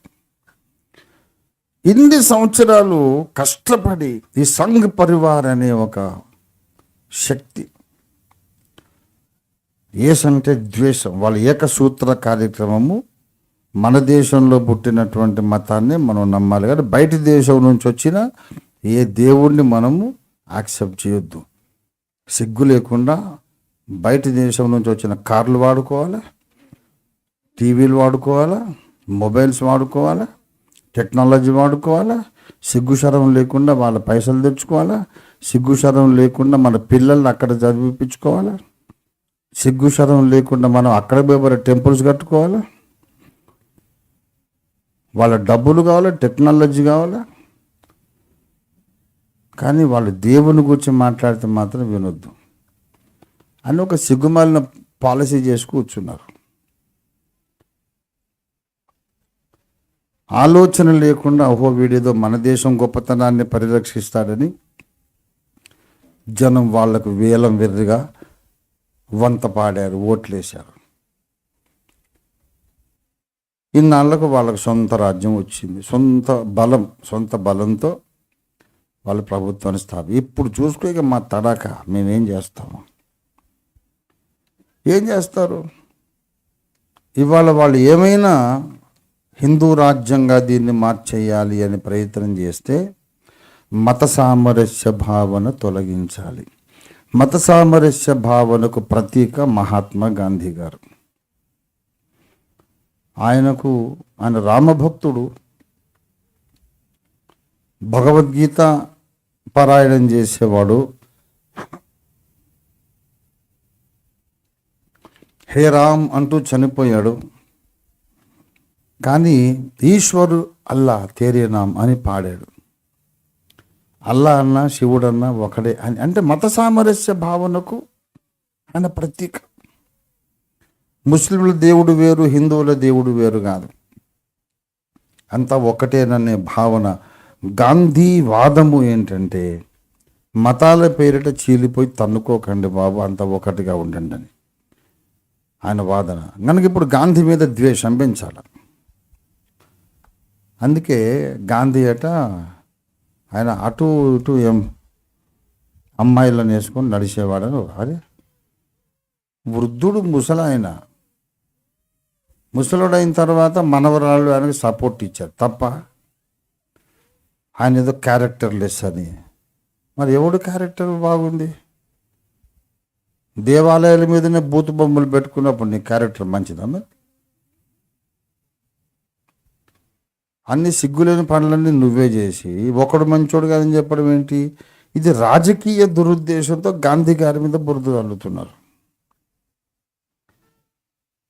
దానికి కాంగ్రెస్ వాళ్ళు సరిగ్గా సమాధానం ఇవ్వాలి కదా, ఇవ్వరు. ఎందుకంటే వాళ్ళ వెనుక కూడా సంఘ పరివారే ఉంది. కాంగ్రెస్ పార్టీని నడిపే పెద్దలను కూడా సంఘ పరివారం అదుపు చేస్తుంది. దేశంలో రాజకీయంగా కొంచెం వాయిస్ ఉన్న వాళ్ళందరినీ సంఘ పరివారం అదుపు చేస్తూ ఉంది. దళిత నాయకుడిని నేను అని దశాబ్దాలు పోరాటం చేసిన పెద్ద మనిషి ఇవాళపై బీజేపీ దూరాడు. ఎందుకు? అందరిని మెల్లగా అట్లా కప్పుకొస్తూ ఉన్నారు అన్నమాట, మూట కట్టుకుంటా ఉన్నారు. దీనికి అంతటి వెనుక ఒకటే ఒక దురుద్దేశం. మత సామరస్యం అనేది వద్దు, అన్ని మతాలు మంచివే అనేది వద్దు, బయటి దేశం నుంచి వచ్చినటువంటి దేవుడు ఏది కూడా మాకు వద్దు, అది సత్యమైన అసత్యమైన ఈ దేశంలో ఉన్నటువంటి మతాన్ని మనం నమ్మాలి. ఈ దేశంలో పుట్టిన దేవతలు 33 కోట్ల మంది, దాంట్లో ఏదన్నా నమ్మొచ్చు. దానికి అసలు వాళ్ళది మనకు అక్కర్లేదు. టెక్నాలజీ ఏముందిరా వాళ్ళది, మన దేశంలో చాలా అంతకుముందు టెక్నాలజీ ఇట్లా ఈ దుష్ప్రచారాలు, అసత్య ప్రచారాలు, ఇవన్నీ దీని వెనుక ఒక్కటే గురి ఏంటంటే మన దేశమే గొప్పది గనుక, బయటి దేశాలన్నీ నీచమైనవి గనుక దేవుణ్ణి గూర్చి బయటి దేశం ఏది చెప్పినా వినొద్దు. అంటే యేసును ఒక్కడిని వెళ్ళగొట్టడానికి ఇంత కుట్ర. 200 సంవత్సరాల స్వాతంత్రోద్యమం మొదలుకొని ఈనాటి సంఘ పరివార రాజకీయాల వరకు ఒక్కటే కారణం ఏంటంటే సువార్త అనే దాన్ని మూసేయాలి. యాంటీ కన్వర్షన్ బిల్ తీసుకురావాలి. ఎవడైనా మత ప్రచారం చేసినా, మతం మార్చుకున్నా, బాప్తిస్మాలు ఇచ్చినా, బాప్తిస్మాలు పొందినా జీవితకాల ఖైదు, మరణ శిక్ష, కఠిన శాసనాలు చేయాలి, భయపెట్టి సువార్త లేకుండా చేయాలి అని కలలుగా అంటున్నారు. బైబిల్ చెబుతుంది యెహోవాకు విరోధమైన ఆలోచనైన జ్ఞానమైన నిలబడదు. జనములు ఏల వ్యర్థమైన దాన్ని తలంచుచున్నవి. యెహోవాకు విరోధంగా, ఆయన అభిషిక్తునికి విరోధంగా వీళ్ళు ఆలోచన చేస్తున్నారు. వీళ్ళందరూ కలిసి కోరుకున్నది ఒకటే, క్యాస్ట్లెస్ ఇండియా కావాలని అంబేద్కర్ గారు అన్నారు. Casteless India. సంఘ పరివార్ కోరుకునేది క్రైస్ట్లెస్ ఇండియా. క్యాస్ట్లెస్ ఇండియా కావాలంటే క్రైస్ట్ ఉండాలి. మరి క్రైస్ట్ ఉన్నందుకే మహాత్మా గాంధీకి అంత విశాల హృదయం వచ్చింది. క్రైస్ట్ ఉన్నందుకే అహింసా సిద్ధాంతం దొరికింది. క్రైస్ట్ ఉన్నందుకే గాంధీ గారు జాతీయ నాయకుడు అయ్యాడు. ఇప్పుడు క్రైస్ట్ని తీసేస్తారట. క్రైస్ట్ లేని ఇండియా, అదే క్యాస్ట్ లేని ఇండియా చేయండి రా అని మేమంటుంటే క్రైస్ట్ లేని ఇండియా చేస్తామంటున్నారు. ఆ ఆలోచన నెరవేరదు.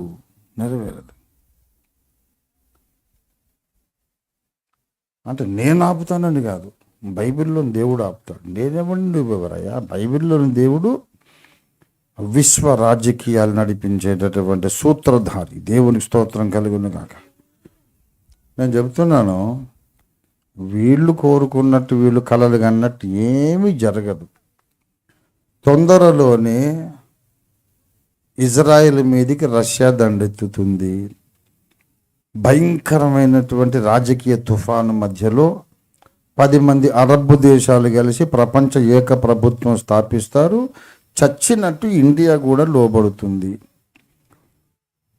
లోబడ్డ తర్వాత క్రీస్తొద్దు వాదొద్దు అంటే ఒప్పుకోరు. ముందు మీ టెంపుల్స్ మూసేయండి రా, ఈ ప్రపంచ రాజే దేవుడు, మీ టెంపుల్స్ ఉంటే ఉండనియండి, ఆ బొమ్మలు తీసేసి ప్రపంచ రాజు బొమ్మ పెట్టండి అంటారు.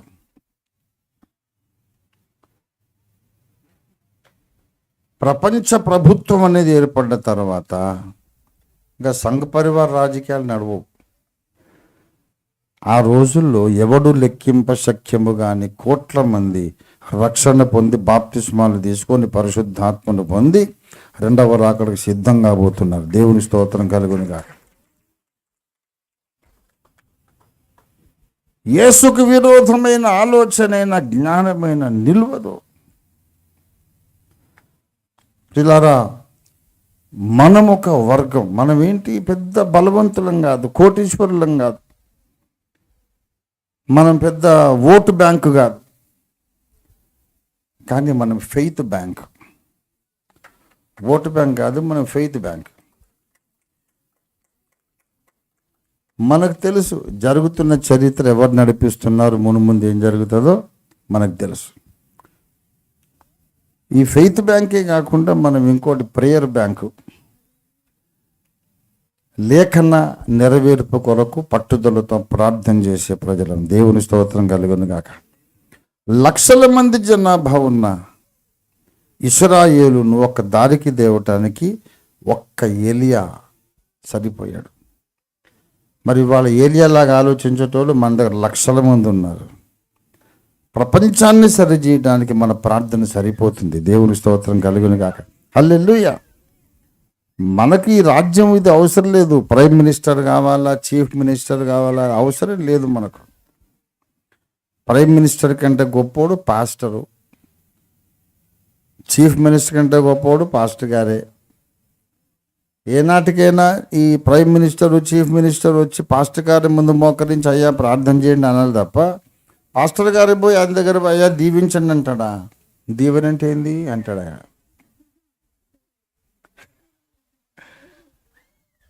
కాబట్టి దైవజనుడు అనే పోస్టు ప్రపంచంలోకి వెళ్ళ గొప్ప పదవి. దేవునికి స్తోత్రం కలిగినది. మనము రాజకీయ పార్టీ పెట్టాం. నా దగ్గరకు వచ్చి నా కానుకలు ఇచ్చిన అందరినీ నేను ఆశీర్వదిస్తుంటాను. మీ గురువు గారిని దేవుడు ప్రైమ్ మినిస్టర్ చేయనుగాక అని ఆశీర్వదిస్తుంటాను. ఎందుకంటే గాడ్ బ్లెస్ యూ అని అంటే మరి నాకేం పడతలున్నది? దేవుడు నిన్ను ఆశీర్వదించి మీ గురువు గారిని ప్రైమ్ మినిస్టర్ చేయనుగాక అని దీవిస్తుంటారు. అంటే నాకు కూడా కొంచెం అటు ఇటు చెరిసగం పుణ్యం పురుషార్థం లాగా వాళ్ళకి దీవెన నాకు దీవెన. అయితే ఏదో తమాషాగా చెప్తాను కానీ నేను ప్రైమ్ మినిస్టర్ అవుతానని కాగలనని అది కాదు. ఒకవేళ నేను ఎప్పటికన్నా ప్రైమ్ మినిస్టర్ అయితే అది నాకు డిమోషనే కానీ ప్రమోషన్ కాదు. ఇప్పుడున్న పదవి కంటే ఒక మెట్టు దిగి అక్కడ కూర్చోవాలి దాన్ని తప్ప ఇంతకంటే పై పోస్ట్ అయితే కాదు. నేను విశ్వరాజాధిరాజు కొడుకును. 24 గంటలు ఆయనతో మాట్లాడుతుంటా, ఆయన నాతో మాట్లాడుతుంటాడు. విశ్వ రాజకీయాలు నేను ఆయన చర్చిస్తుంటాం. ఈ చిన్న దేశం దీనికి నేను ప్రైమ్ మినిస్టర్ ఏంటంటే? ఏ ప్రైమ్ మినిస్టర్ అయినా ఎవరైనా దేవుడు ఉండమన్నంతసేపు ఉంటాడు. రేపు ఈ పాటికి ఉంటాడని గ్యారెంటీ ఎవరికి లేదు. మనకు కావలసింది పదవులు కాదు, ఒక రాజకీయ శక్తి ఉండాలి ప్రశ్నించడానికి.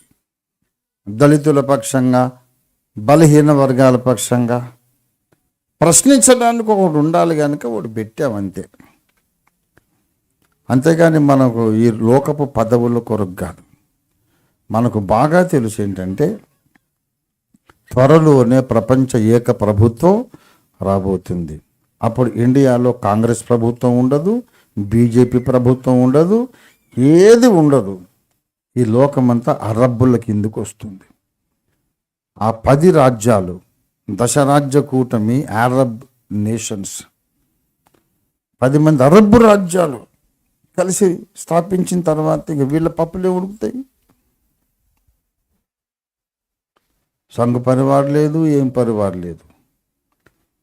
ఎప్పుడైతే అబద్ధ క్రీస్తు ప్రభుత్వం వచ్చేస్తుందో అప్పుడు ప్రపంచమంతా ఒక పరివార్ బలపడుతుంది. అది క్రీస్తు పరివార్, అది ఓఫీర్ పరివార్. నేను ఇక్కడ కూర్చొని మెల్లగా అందరికి నిప్పంటిస్తూ ఉంటా. వాక్యం అనే అగ్ని. అన్ని దేశాలలో ప్రవచనాన్ని నమ్మే వాళ్ళు ఒక 50 మంది ఉంటే చాలు, ఎక్కువ అక్కర్లేదు. 200 దేశాలలో ఒక 50 మంది ఉండి జూమ్లో కనెక్ట్ అయ్యి ఒక్కసారి ప్రార్థన చేశారు అనుకోండి, సింహాసనాలు కదిలిపోతాయి. దేవుని బిడ్డలారా, అహింస ఆయుధాన్ని మహాత్మా గాంధీకి అందించి దేశాన్ని ఒక త్రాటి మీదకి తెచ్చిన యేసయ్య అంతకన్నా గొప్ప ఆయుధం ప్రార్థన ఆయుధాన్ని మన చేతికి అందించాడు. దేవునికి స్తోత్రం కలుగునుగాక. అసలైన ఆయుధాలన్నీ యేసయ్య దగ్గర ఉన్నాయి, యేసయ్య బిడ్డల దగ్గర ఉన్నాయి. ఎందుకంటే సైన్యములకు అధిపతియగు యెహోవా అని ఆయనకు పేరు. దేవుని స్తోత్రం కలుగునుగాక. హల్లెలూయా. ప్రభునందు ప్రియులారా, ఇవాళ మీకందరికీ స్వాతంత్ర దిన శుభాకాంక్షలు చెబుతున్నాను. Wish you very happy independence day.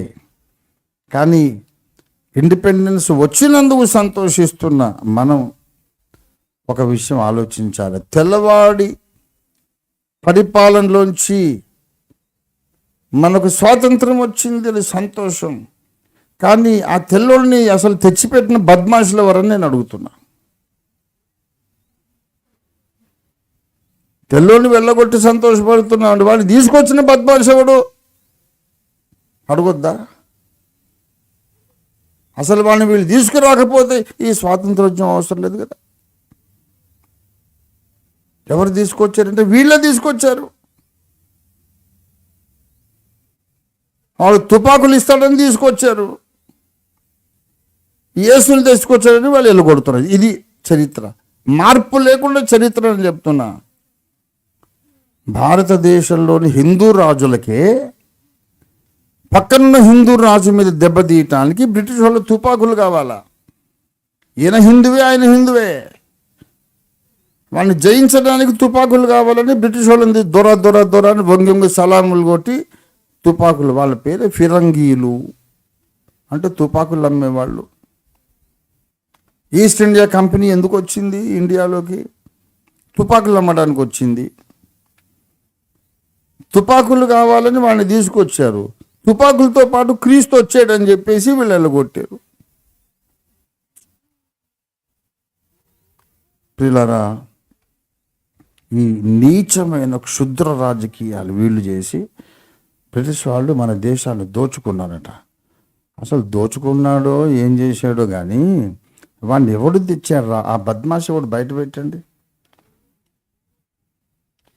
అసలు బ్రిటిష్ వాళ్ళ తుపాకులు మనం ఎందుకు కొన్నాము? మన దగ్గర పాశుపతాస్త్రము, బ్రహ్మాస్త్రము, వాయవ్యాస్త్రము, ఆగ్నేయాస్త్రము, ఇన్ని అస్త్రములు ఉన్నప్పుడు ఇవి వాడుకోకుండా ఆ పనికి మానోళ్ళ తుపాకులు ఎందుకు తెచ్చుకున్నాము? ఈ పీఠాధిపతులందరూ ఏమన్నా కొంచెం సిగ్గు శర్వం ఉంటే నాకు సమాధానం చెప్పాలా? నువ్వేదో కులుక్కుంటా గొర్రెలను కూర్చోబెట్టి ప్రసంగాలు చేస్తే సరిపోదు. అనేక విధాల దివ్యాస్త్రములు ఉన్నటువంటి భారత జాతికి ఆ మ్లేచ్చుల తుపాకులు ఎందుకు కావలసి వచ్చినాయి? ఆ కాలపు వేద పండితులు, పురోహితులు ఎందుకు ఈ దేశద్రోహం చేశారు? మహారాజా ఎందుకు వాడి తుపాకులు? నా దగ్గర ఆగ్నేయాస్త్రం ఉన్నది, వాయువ్యాస్త్రం ఉన్నది, గడ్డి పరికలు తీసుకురండి, గడ్డి పరికలు మంత్రించి వదిలినచ్చు పక్కరాజు భస్మమైపోను అని ఎందుకు తీసుకురాలేదు? ఆ పనికి మాలిన తెల్లోని తీసుకొచ్చిన బద్మాషు నీచు కమ్మీని కుత్తి ఎవడవాడు? చరిత్ర మాట్లాడరు, చరిత్రను వక్రీకరించి మాట్లాడతారు. అసలు స్వాతంత్రోద్యమము ఎందుకు అవసరమైంది? పరాయి పాలకుడు ఎప్పుడు వచ్చాడు, ఎందుకు వచ్చాడు? వాడిని మళ్ళీ వెళ్ళగొట్టాలని ఎందుకు అనుకున్నారు? ఎందుకు ద్వేషిస్తున్నారు? అహింసా సిద్ధాంతానికి కొండ మీది ప్రసంగం, యేసు ప్రసంగమే కారణమని ఎందుకు మీరు చెప్పుకోవట్లేదు? బ్రిటిష్ వాళ్ళు దుర్మార్గులు అంటున్నారు. అసలు కాంగ్రెస్ స్థాపించిందే బ్రిటిష్ వాళ్ళని ఎందుకు మీరు చెప్పుకోవట్లేదు? ఎందుకు చరిత్ర మారుస్తున్నారు?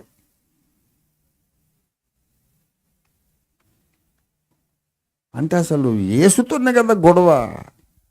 నువ్వు చెప్పినట్టు చరిత్ర అంతా కరెక్ట్గా చెప్పామనుకో, అడుగడుగున యేసు కనబడుతాడు. దేవునికి స్తోత్రం కలుగును గాక. ఓ హ్యూమ్ గారు, భారతీయులు మీరు స్వాతంత్రం సంపాదించుకోండి, ఎదుగు ఒక పార్టీ పెడుతున్నాం మీ కొరకని పెట్టి అప్పగించడానికి ఆయనలోని యేసు ప్రేమే కారణం. యేసు ప్రేమ కారణం. చరిత్ర కరెక్ట్గా చెప్తే కాంగ్రెస్ పార్టీ స్థాపనకు యేసు కారణం, అహింసా సిద్ధాంతానికి యేసు కారణం, స్వాతంత్రం రావడానికి యేసు కారణం. చరిత్ర చెప్పరు, చరిత్ర మార్చి చెప్పుకుంటారు. మా నాయనమ్మ బ్రిటిష్ ప్రభుత్వంలో కలెక్టర్ అని చెప్పుకుంటే నష్టమే లేదు, కాకపోవచ్చు ఆమె, తప్పు లేదు, దానివల్ల నష్టం లేదు. కానీ దేశ చరిత్ర ఎలా నడిచిందో కరెక్ట్గా చెప్పకపోతే దేశానికి నష్టం. అందుకే ఇవాళ రాష్ట్రీయ క్రైస్తవ పరిషత్ ఒక ప్రతిజ్ఞ చేస్తుంది. అసలైన భారతదేశ చరిత్ర ఇదిగో, ఇలా జరిగింది, ఇదిగో ఆధారాలని సకల భాషల్లో ఒక చిన్న పుస్తకం ప్రింట్ చేసి దేశం మొత్తం పంచిపెడతాము. ఈనాడు గద్దెనెక్కినటువంటి మతోన్మాదులు చేసే దుష్ప్రచారాలు నమ్మకండి. అసలు భారతదేశం ఇవాళ ఈ మాత్రమేనా ఉన్నదంటే క్రీస్తే కారణం దీనికి. ఒక మాట అడుగుతున్నాను, తెల్లోళ్ళు వచ్చి దేశాన్ని దోచుకున్నారని ఏదో చెబుతారు. సరే దోచుకున్నాడు, ఏం చేశాడు, కానీ 200 ఏళ్ళకి ముందు కదా మొత్తం, 400 ఏళ్ళు, మా అయితే 200-300 ఏళ్ళు వెనక. రాకముందు 1000 సంవత్సరాల క్రితం భారతదేశంలో దళితుల పరిస్థితి ఏంటి? భారతదేశంలో రోడ్ల పరిస్థితి ఏంటి? వాహనాలు ఎలా ఉన్నాయి? భారతదేశంలో సామాజిక పరిస్థితి ఏంటి? జోగిని వ్యవస్థ తెల్లోళ్ళు పెట్టారా? బాల్య వివాహాలు తెల్లోళ్ళు పెట్టారా? భర్త చచ్చిపోతే భార్యను కూడా సజీవంగా ఆ పాడకి కట్టేసి తగలబెట్టేసామని తెల్లోళ్ళు చెప్పారా? చరిత్ర కావాలి. నువ్వేమో చిన్నపిల్లలకు పెళ్ళిళ్ళు చేసి ముసలోడిని, చిన్న పాపకు ముసలోడిని ఇచ్చి పెళ్లి చేసి ఆ ముసలోడు చచ్చిపోతే దీన్ని కూడా తగలబెట్టేస్తున్నారు. హంతక సమాజం, నరహంతక సమాజం. ఎంతమంది ముక్కు పచ్చలారని ఆడపిల్లల్ని కాల్చి చంపేశారండి. సిగ్గు లేదా చెప్పుకుంటున్న? బ్రిటిష్ వాడు రాకముందు దేశం స్థితిగతులు ఏంటో మనకు శ్వేతపత్రం కావాలి. చరిత్ర మాట్లాడతాను. దాన్ని ఎదుర్కొనే ధైర్యం ఇవాళ ఏ పార్టీ నాయకుడి కన్నా ఉందా అంటే లేదు. వీళ్ళందరూ మళ్ళీ సంఘపరివారు ఛాయలే. వీళ్ళందరికీ క్రైస్ట్లెస్ ఇండియా కావాలా? వాళ్ళకు ప్రాబ్లం ఫ్రీ ఇండియా అక్కర్లేదు, క్యాస్ట్లెస్ ఇండియా అక్కర్లేదు, క్రైస్ట్లెస్ ఇండియా కావాలి. అందుకొరకు అన్ని అబద్ధాలు పోగు చేసుకొని చేస్తున్నారు. కానీ వీళ్ళు 1,00,000 మంది, 1,00,00,000 మంది, 100 కోట్ల మంది అబద్ధాలు మాట్లాడినా సరే నిజాలు ఖచ్చితంగా మాట్లాడే ఒక్క రంజీ తోఫీర్ చాలు.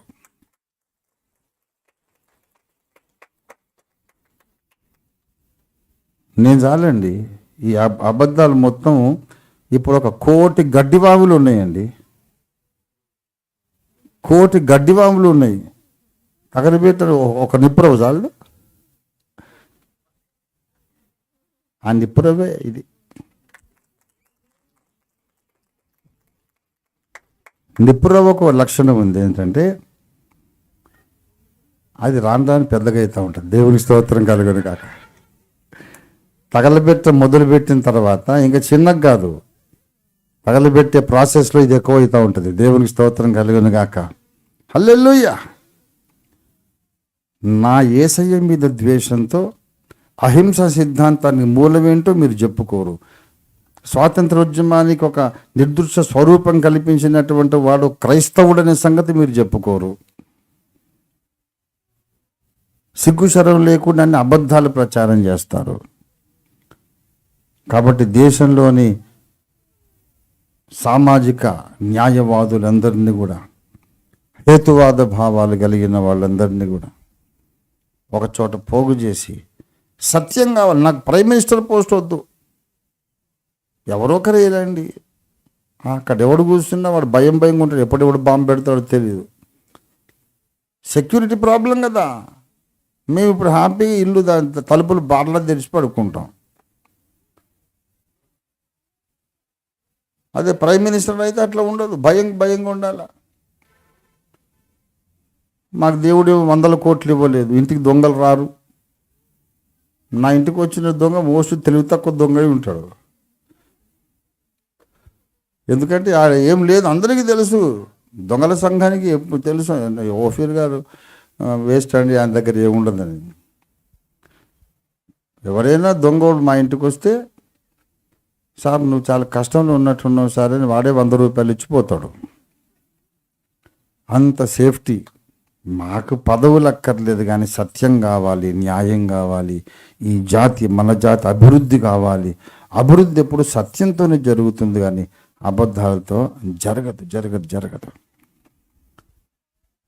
అబరుస్తున్నాడు. ప్రపంచ ఏక ప్రభుత్వం కంబుకొస్తా ఉంది. అన్ని రాజకీయ శక్తులు కూడా నిర్వీర్యమైపోయి, అంతర్ధానమైపోయి, క్రీస్తు విరోధి ఒక్కడే రాజకీయ శక్తిగా నిలబడే రోజు వస్తుంది. ఆనాడు వాడికి ఎదురు నిలబడేది సత్యం కోసం ధ్వజమెత్తినటువంటి క్రైస్తవులు మాత్రమే. దేవునికి స్తోత్రం కలుగును గాక. హల్లెలూయా. కనుక ఎవరేం భయపడొద్దు, హిందూ మతోన్మాదులు కూడా భయపడొద్దు. మేము భారతదేశాన్ని ఏమాత్రము ఎప్పటికీ క్రైస్తవ దేశంగా మేము మార్చాలనుకోవట్లేదు. అది సాధ్యం కాదు, బైబిల్లో లేదు, మా మనసులో కూడా లేదు. We don't want to make it a Christian country. ఏ దేశమో క్రిస్టియన్ కంట్రీ కాదు. ఎవరైతే నూతనంగా క్రీస్తు నామంలో విశ్వసించి నీటి మూలంగా ఆత్మ మూలంగా నూతనంగా జన్మించినారో ఆ కొద్ది మంది అన్ని దేశాల్లో కొద్ది వాళ్ళే క్రైస్తవులు. కానీ దేశం ఎప్పుడు క్రైస్తవ దేశం కాదు. అమెరికా క్రైస్తవ దేశమా? అమెరికా క్రైస్తవ దేశం అయితే అక్కడ స్వామినారాయణ గురుకులాలు ఎందుకున్నాయి? టెంపుల్స్ ఎందుకున్నాయి? మసీదులు ఎందుకున్నాయి? ఏది క్రిస్టియన్ కంట్రీ కాదు. కాకపోతే లిబరల్గా విశాల హృదయముతో అన్ని మతాలకు వాళ్ళు అవకాశం ఇస్తారు. అందులో క్రీస్తు మార్గం కూడా వ్యాపిస్తూ ఉంటుంది. అన్ని మతాలు వ్యాపిస్తాయి. అవి లిబరల్ ఓపెన్ మైండెడ్ కంట్రీసే కానీ క్రిస్టియన్ మైండ్ కంట్రీస్ కాదు అవి. ప్రియులారా, ఈ స్వాతంత్రోద్యమ దినాన మనమందరం ప్రార్థన చేద్దాం. అహింసాయుధం గాంధీ గారు తీసుకున్నాడు, కానీ దాని బదులు ఆయన ప్రార్థనాయుధం తీసుకుంటే ఇంకా బాగుండేది. ఇప్పుడు మనం తీసుకుందాం ప్రార్థనాయుధం. ప్రార్థనా ఆయుధంతో మనం ఈ అబద్ధాల మీద దాడి చేద్దాం. దేశ ప్రజలందరూ సత్యాన్ని గ్రహించాలి. క్రీస్తు పట్ల ఈ సంఘ పరివారు చేస్తున్న వ్యతిరేక విద్వేషపూరిత ప్రచారాలన్నీ దహించి వేయబడాలి, భస్మమైపోవాలి. అంతకుముందు వీళ్ళు చేసిన గొప్పతనం ఏం లేదండి. జోగిని వ్యవస్థ, బాలికా వివాహాలు, ఏమండి, సతీ సహగమనం. చరిత్ర మార్చడానికి గురించి ఇంకో మాట చెప్తాను. సతీ సహగమన దురాచారమును ముందు ప్రశ్నించి ఆపండి, ఇది తప్పు అని ఉద్యమం లేవదీసిన వాడు William Carey, not Raja Rammohan Roy. ఎవడో బద్మాష్ ఆ అబద్ధాన్ని చొప్పించాడు. క్రైస్తవులు అంటే ఇష్టం లేదు. క్రైస్తవులు చేసిన మంచి పనులు ఏవి చెప్పుకోరు. నేను చిన్నప్పుడు చరిత్ర పుస్తకాల్లో చదువుకున్నా. సతీ సహగమన దురాచారానికి విరోధంగా పోరాడిన మహనీయుడు రాజా రామ్మోహన్ రాయట. ఇది బొందేం కాదు. ఆయన కంటే ముందు రాజా రామ్మోహన్ రాయ్ కంటే ముందు William Carey first one to question and attempting to stop this evil practice. సతీ సహగమనాన్ని ఆపండి. భర్త చచ్చిపోతే భార్యను చంపడం ఏంటండి?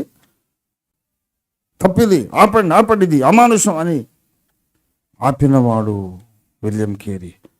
క్రైస్తవుడు కదా, ఆ విషయం చెప్పరు. క్రైస్తవులు చేసిన పనులన్నీ వాళ్ళు కాదు మేం చేసామని ఎవరినో తీసుకొచ్చి పెడతారు. కనుక ఈ సంఘ పరివార్ వాళ్ళు ఈ గత 70 సంవత్సరాలుగా పథకం ప్రకారం చెబుతూ వచ్చిన అబద్ధాలు అని ఒక ప్రత్యేకమైన పుస్తకం రాస్తాను నేను. సంఘ పరివార్ అబద్ధాలు అదో పుస్తకం. మతోన్మాదులు చెబుతున్నటువంటి శాస్త్రీయ విజ్ఞానాన్ని గూర్చిన అశాస్త్రీయ అబద్ధాలు అదొక పుస్తకం రాస్తాను. వీళ్ళంట భరద్వాజ ముని విమాన శాస్త్రం రాస్తే దాన్ని చూసుకొని ఆల్రెడీ అప్పుడెప్పుడో క్రీస్తు పూర్వం 1000 ఏళ్ళ నాడే విమానాలు ఉన్నాయట. మరి ఎయిర్పోర్ట్లు ఎక్కడ ఉన్నాయో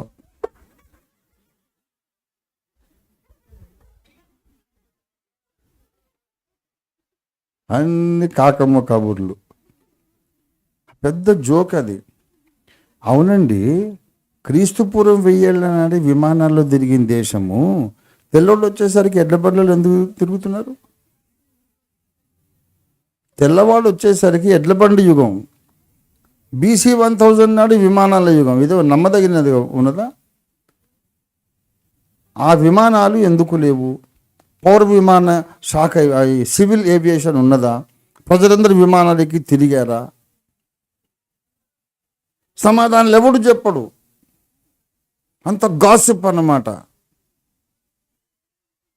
పిచ్చాపాటి కబుర్లు, అమ్మలక్కల కబుర్లు, అన్ని కల్పిత కథలు, కల్పన కథలు కావాలి, వాస్తవాలు అక్కర్లేదు.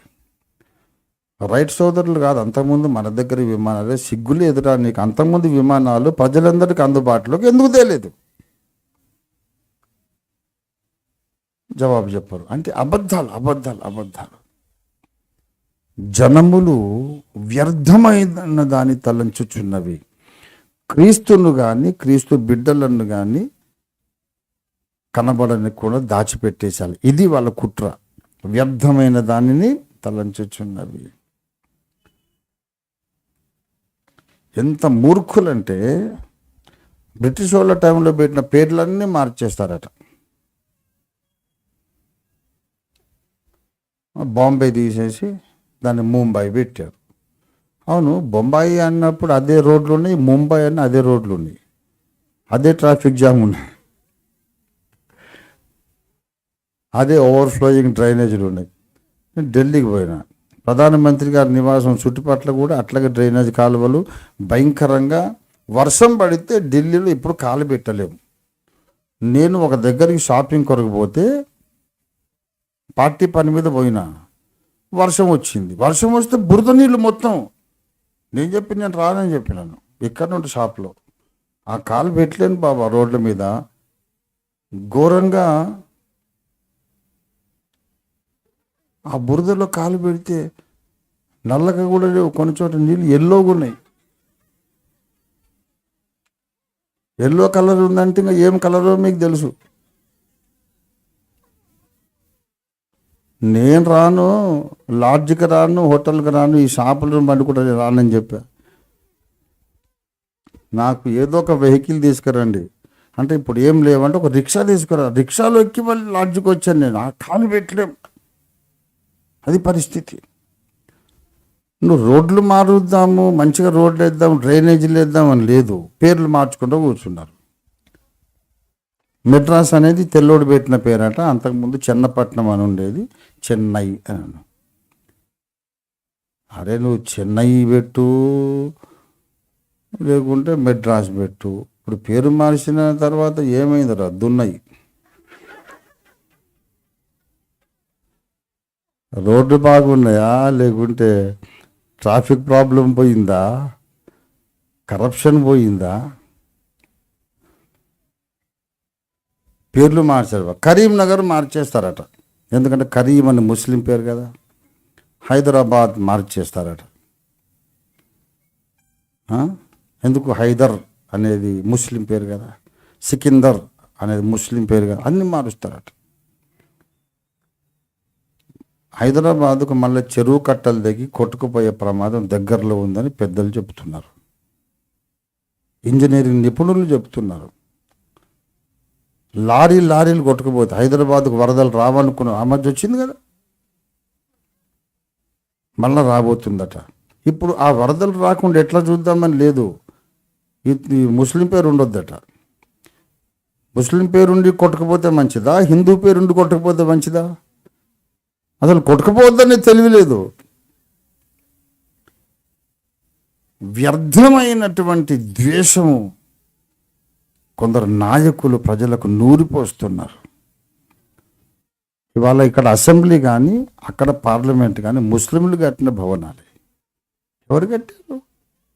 ముస్లిం ఆర్కిటెక్చర్. దానికి మళ్ళీ మన అయ్యగారు మోడీ గారు 3,000 కోట్లతో ఎన్ని కోట్లు కొత్త పార్లమెంట్ భవనం కడతారట. 20,000 కోట్ల 20,000 కోట్లు 3,000 కోట్లు పటేల్ సాబు విగ్రహం అనుకుంటా కదా.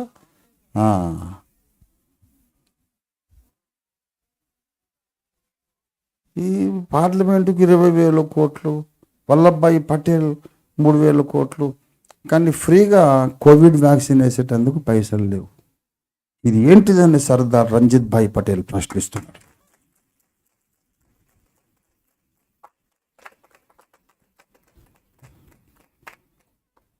దేశ ప్రజలకు వాస్తవాలు చెప్పాలి. ఇది మన ఉద్యమం. స్వాతంత్రోద్యమం నాడు, స్వాతంత్రోద్యమం ఫలించిన సుదినాన, మనకు స్వాతంత్రం వచ్చినటువంటి స్వాతంత్ర దినోత్సవం సందర్భంగా మీతో కలిసి నేను మళ్ళీ ఒకసారి పునరంకితం అవుతున్నాను.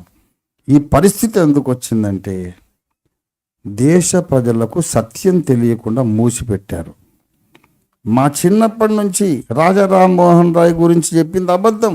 ఆ ప్లేస్లో విలియం కేరీ పాఠం ఉండాలా, విలియం కేరీ లెసన్ ఉండాలా చరిత్ర గ్రంథంలో. ఎందుకు లేదంటే వీళ్లకు క్రిస్టియన్స్ అంటే ఇష్టం లేదు. పథకం ప్రకారం అబద్ధాలు చెప్పి ఆఖరిన రేపు చేస్తే తప్పేం కాదనే ప్రభుత్వాన్ని కూర్చోబెట్టారు. చరిత్రను వక్రీకరిస్తే జరిగే నాశనం ఏంటంటే మానభంగాలు తప్పు కాదు అనే ప్రభుత్వం వస్తుంది. ఇది నేను భారతీయుని, దేశం నాది, ఎవరిది కాదు, ఎవరి తాత సొత్తు కాదు, మనందరిది దేశం. కాబట్టి మనము ఒక ఉద్యమంగా మనం రూపొందాలి. సువార్త కరపత్రాలు ఎంత అవసరమో దేశానికి అసలైన చరిత్ర తెలియచెప్పేది కూడా అంతే ముఖ్యమని నేను స్థిరంగా నమ్ముతున్నాను. నిజమైన దేవుడు ఎవరో చెప్పడం ఎంత అవసరమో దేశం యొక్క అసలైన చరిత్ర ఏంటో చెప్పటం కూడా అవసరం. అబద్ధం అన్న ప్రతి దాని మీద కత్తి కట్టినటువంటి ఆధునిక స్వాతంత్రోద్యమ నాయకుడు రంజిత్ భాయ్ పటేల్. దేవుని బిడ్డలారా, నేను బ్రతుకున్నంత వరకు ఇదే పోరాటం. నాకు ఇప్పుడు నేను నాకు ఇక్కడ వెనక నొప్పి ఉంది, ఐ కెనాట్ స్పీక్ అనుకున్నాను. నేను కిడ్నీస్లో నొప్పి వస్తుంది. కిడ్నీస్ నొప్పి ఉంటేనే ఇటువంటి పరిస్థితి.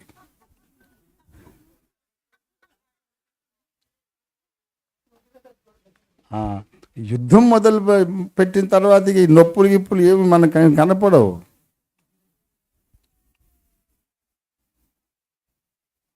ప్రభునందు ప్రియులారా, మనం నమ్మిన యేసు ఒక మాట చెప్పాడు, నేను సత్యమును అని చెప్పాడు.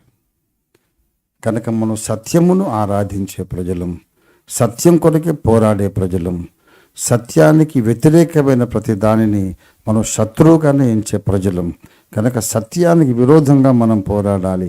ఆధ్యాత్మిక రంగములో ఉన్న అసత్యాలను మనం ఖండించాలి. రాజకీయ రంగంలో ఉన్న అసత్యాలను కూడా ఖండించాలి. ఈ ప్రసంగానికి నేను ముగింపు స్టేట్మెంట్ చేస్తున్నా. ఆధ్యాత్మిక రంగంలో ఉన్న అసత్యాలను ఖండించాలి, రాజకీయ రంగంలో ఉన్న అసత్యాలను ఖండించాలి. ఎందుకు తెలుసా? రాజకీయం నీకెందుకయ్యా అంటున్నాడు వాడే పెద్ద తిక్కలోడు, అసలు బేవకూఫ్.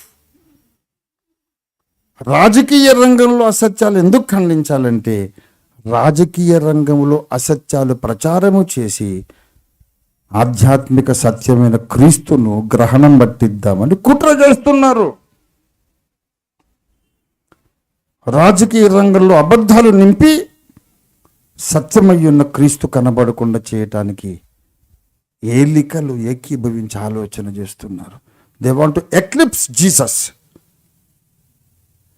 by propagating false news in the political field. అందుకే రాజకీయ అబద్ధాలు కూడా నాకు శత్రువే. ఆ రాజకీయ అబద్ధాలతో ఏమవుతుంది? క్రీస్తుని కూర్చిన సత్యం మరుగునబడుతుంది. విలియం కేరీ మరుగునబడ్డాడు, ఏవో హ్యూమ్ మరుగునబడ్డాడు. రాజకీయము, సైన్సు అన్నీ కలిసి ఒకటే సార్. వీళ్ళంతా యాంటీ క్రైస్ట్ ఫిలాసఫర్స్. వీళ్ళు they want to create a Christless India. దానికి మనం ఒప్పుకోకూడదు. మనం ప్రార్థన చేయాలి, పోరాడాలి. మనమేం కత్తులు కటార్లు చేపట్ట మనకు అవసరం లేదండి. వేస్ట్, అసలు కత్తులు వేస్ట్. కత్తులు ఎందుకండి? కత్తులు కొనాలంటే పైసలు ఖర్చు అవుతాయి. పైసా ఖర్చు కాకుండా దానికంటే కోటి రెట్లు శక్తివంతమైన ఆయుధం, ప్రార్థన ఆయుధాన్ని మనం చేపట్టవచ్చు. దేవునికి స్తోత్రం కలుగును గాక. మన దేశ అభివృద్ధి కొరకు, మన దేశానికి అసలైన స్వాతంత్రం రావడం కొరకు ఇవాళ మనం ప్రార్థన చేద్దాం రండి. Let us pray for the real liberation of India.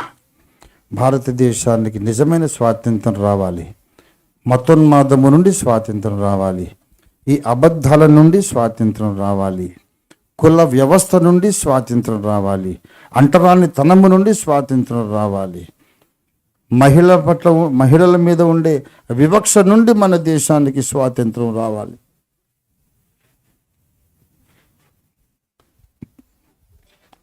క్రీస్తు అనే ఒక్క వ్యక్తి మీద ద్వేషం పెట్టుకొని ఎన్ని అబద్ధాలు ప్రచారం చేస్తున్నారు, ఎన్ని విషయాల్లో సత్యాన్ని తొక్కేస్తున్నారు. మన దేశంలో కనబడకుండా మరుగైనటువంటి క్రీస్తు విరోధులు సత్యాలు చెబితే క్రీస్తు ప్రభువు ప్రకాశిస్తాడని వాళ్ళకు భయం. అయితే మనము సత్యాలను ప్రజల దృష్టికి తేవడానికి పోరాడదాం. అందరం కూడా 2 చేతులెత్తి ప్రభువును స్తుతిద్దాం. ఇటువంటి భావజాలముతో, ఇటువంటి ఐడియాలజీతో దేవుడు మనలను ఇంకా ఈ భూమి మీద బ్రతికించినందుకు దేవుడికి స్తోత్రం చెబుదాం. హల్లెలూయా, హల్లెలూయా. ప్రభువానికి వందనాలు. హల్లెలూయా, హల్లెలూయా, హల్లెలూయా, హల్లెలూయా, హల్లెలూయా, హల్లెలూయా, హల్లెలూయా. మా దేశాన్ని కమ్ముకున్న ఈ అబద్ధ సిద్ధాంతాల చీకట్లను పటాపంచలు చేయండి తండ్రి. రాజకీయ రంగంలో ప్రచారం అవుతున్నటువంటి అబద్ధాలను పటాపంచలు చేసేయండి తండ్రి. అన్ని రకాలుగా అబద్ధాలే ప్రచారం చేసి సత్యాలను మరుగు చేసి సత్యమయ్యున్న క్రీస్తుకు విరోధంగా వీళ్ళందరూ ఏకీభవించి ఆలోచన చేస్తున్నారు తండ్రి. చరిత్ర పుస్తకాల్లో అబద్ధాలు నేర్పిస్తున్నారు. మా దేశ ప్రజలకు అసలైన చరిత్ర తెలియచెప్పడానికి మాకు శక్తి దయచేయమని అడుగుతాం. అసలైన చరిత్ర విన్నప్పుడు దేశ ప్రజలు అంగీకరించేటట్టు వాళ్లకు కళ్ళు తెరవబడేటట్టుగా మనం ప్రార్థన చేద్దాం. దాని కొరకు ప్రార్థన చేద్దాం. ప్రార్థనే అసలైన ఆయుధం. ప్రార్థనే అబద్ధాలు కాల్చివేసే శక్తి. ప్రార్థనే సత్యమును మహిమపరిచే శక్తి, సత్యాన్ని నిరూపించే శక్తి. హల్లెలూయా, హల్లెలూయా, హల్లెలూయా, హల్లెలూయా, హల్లెలూయా, హల్లెలూయా, హల్లెలూయా, హల్లెలూయా, హల్లెలూయా, హల్లెలూయా, హల్లెలూయా, హల్లెలూయా, హల్లెలూయా. ప్రేమ కలిగిన మా మహాపరిశుద్ధ తండ్రి, జీవాధిపతి అయిన మా దేవా, నీకు స్తోత్రాలు. కేవలము క్రీస్తు మీద ద్వేషంతో ఈ లోక రాజకీయాలు, ఈ దేశ రాజకీయాలు నడుస్తున్నాయి ప్రభువా. ఎన్నో అసత్యాలను ప్రచారం చేస్తున్నారు, ఎన్నో సత్యాలను మరుగు చేస్తున్నారు తండ్రి. వీళ్ళు మరుగు చేసి సమాధి చేసిన వాస్తవాలన్నిటికీ పునరుద్ధానము దయచేయమని మేము ప్రార్థన చేస్తున్నాం. దేశ ప్రజలందరూ కూడా అహింసా సిద్ధాంతానికి మూలం ఏమిటో గ్రహించినట్లు సహాయం చేయండి. సతీ సహగమనాన్ని వ్యతిరేకించిన విశ్వాస వీరుడు ఎవరో దేశ ప్రజలు గుర్తించి గౌరవించడానికి సహాయం చేయండి. స్వాతంత్రోద్యమానికి ఒక రూపం కల్పించిన వాడు క్రైస్తవుడు అనే సంగతిని గ్రహించడానికి మా దేశ ప్రజలకు సహాయం చేయండి. క్రీస్తు మీద ద్వేషముతో సిగ్గు విడిచి, భయం విడిచి, మనస్సాక్షిని చంపుకొని నిర్లజ్జగా ఇలాంటి అబద్ధాలు ప్రచారం చేస్తున్న రాజకీయ శక్తులను యేసునామములో బంధించి గద్దించి పాతాళ లోకానికి విసిరి కొట్టి త్రొక్కి సమాధి చేస్తున్నాము తండ్రి. Let there be an unexpected major political change in the next upcoming general elections, O Lord. రానున్న సాధారణ ఎన్నికల్లో ఒక పెను మార్పు సంభవించునుగాక. భారతదేశ రాజకీయ రంగం ఊహించని పరిణామాలు చూచునుగాక. సత్యానికి విరోధంగా ఏకీభవించినటువంటి దుష్ట వ్యక్తులు, దుష్ట శక్తులు చెల్లా చెదురైపోవులు కాక తండ్రి. యేసు క్రీస్తుకు విరోధమైన ఆలోచన నిలవదు, జ్ఞానము నిలవదు కనుక నీకు వందనాలు. మా దేశం బాగుండాలి తండ్రి. మా దేశాన్ని దీవించండి. మా దేశంలో మతోన్మాదం పారద్రోలండి, కులపిచ్చి, కుల వివక్ష, కుల వ్యవస్థను పారద్రోలండి, మహిళల మీద చిన్న చూపు పారద్రోలండి. మా ప్రభువా, మా దేశం నుంచి మనువాదాన్ని పారద్రోలండి. ప్రజలందరికీ ఎడ్యుకేట్ చేయమని బాబాసాహెబ్ అంబేద్కర్ చెప్పారు. ఆ ఎడ్యుకేట్ చేయటానికి మేము ఉద్యమిస్తున్నాం. ఆ ఎడ్యుకేషన్ స్వీకరించడానికి మా దేశానికి మీరు మంచి మనసు ఇవ్వండి. మా దేశమును విశాల భావాలతో నింపండి, సమసమాజ భావాలతో నింపండి, సామాజిక న్యాయంతో నింపండి, అందరూ ఒకటేనన్న భావంతో నింపండి. మా దేశం ప్రపంచాలకు మార్గదర్శకంగా, ఆదర్శప్రాయంగా, అగ్రగామిగా మా దేశాన్ని నిలబెట్టమని యేసు అద్భుత నామంలో స్తుతించి ప్రార్థిస్తున్నాం తండ్రి. మన తండ్రి అయిన దేవాది దేవుని శాశ్వత ప్రేమ, సర్వ జగద్రక్షకుడైన యేసునాథుని అనంత కృప, పరిశుద్ధాత్మ దేవుని తోడి దివ్య మనోహర సహవాసం చేరవచ్చిన మనకందరకు భూలోకమందున్న సకల భక్త కోటికి ఇప్పుడు ఎల్లప్పుడు సదాకాలము తోడయుండి సత్య సంబంధులుగా ప్రతి ఒక్కరిని సిద్ధపరచును గాక. యేసు రక్తమునికి జయం. ప్రభు యేసు రక్తమునికి జయం. ప్రభు యేసు నామమునకు సంపూర్ణ జయం కలుగును.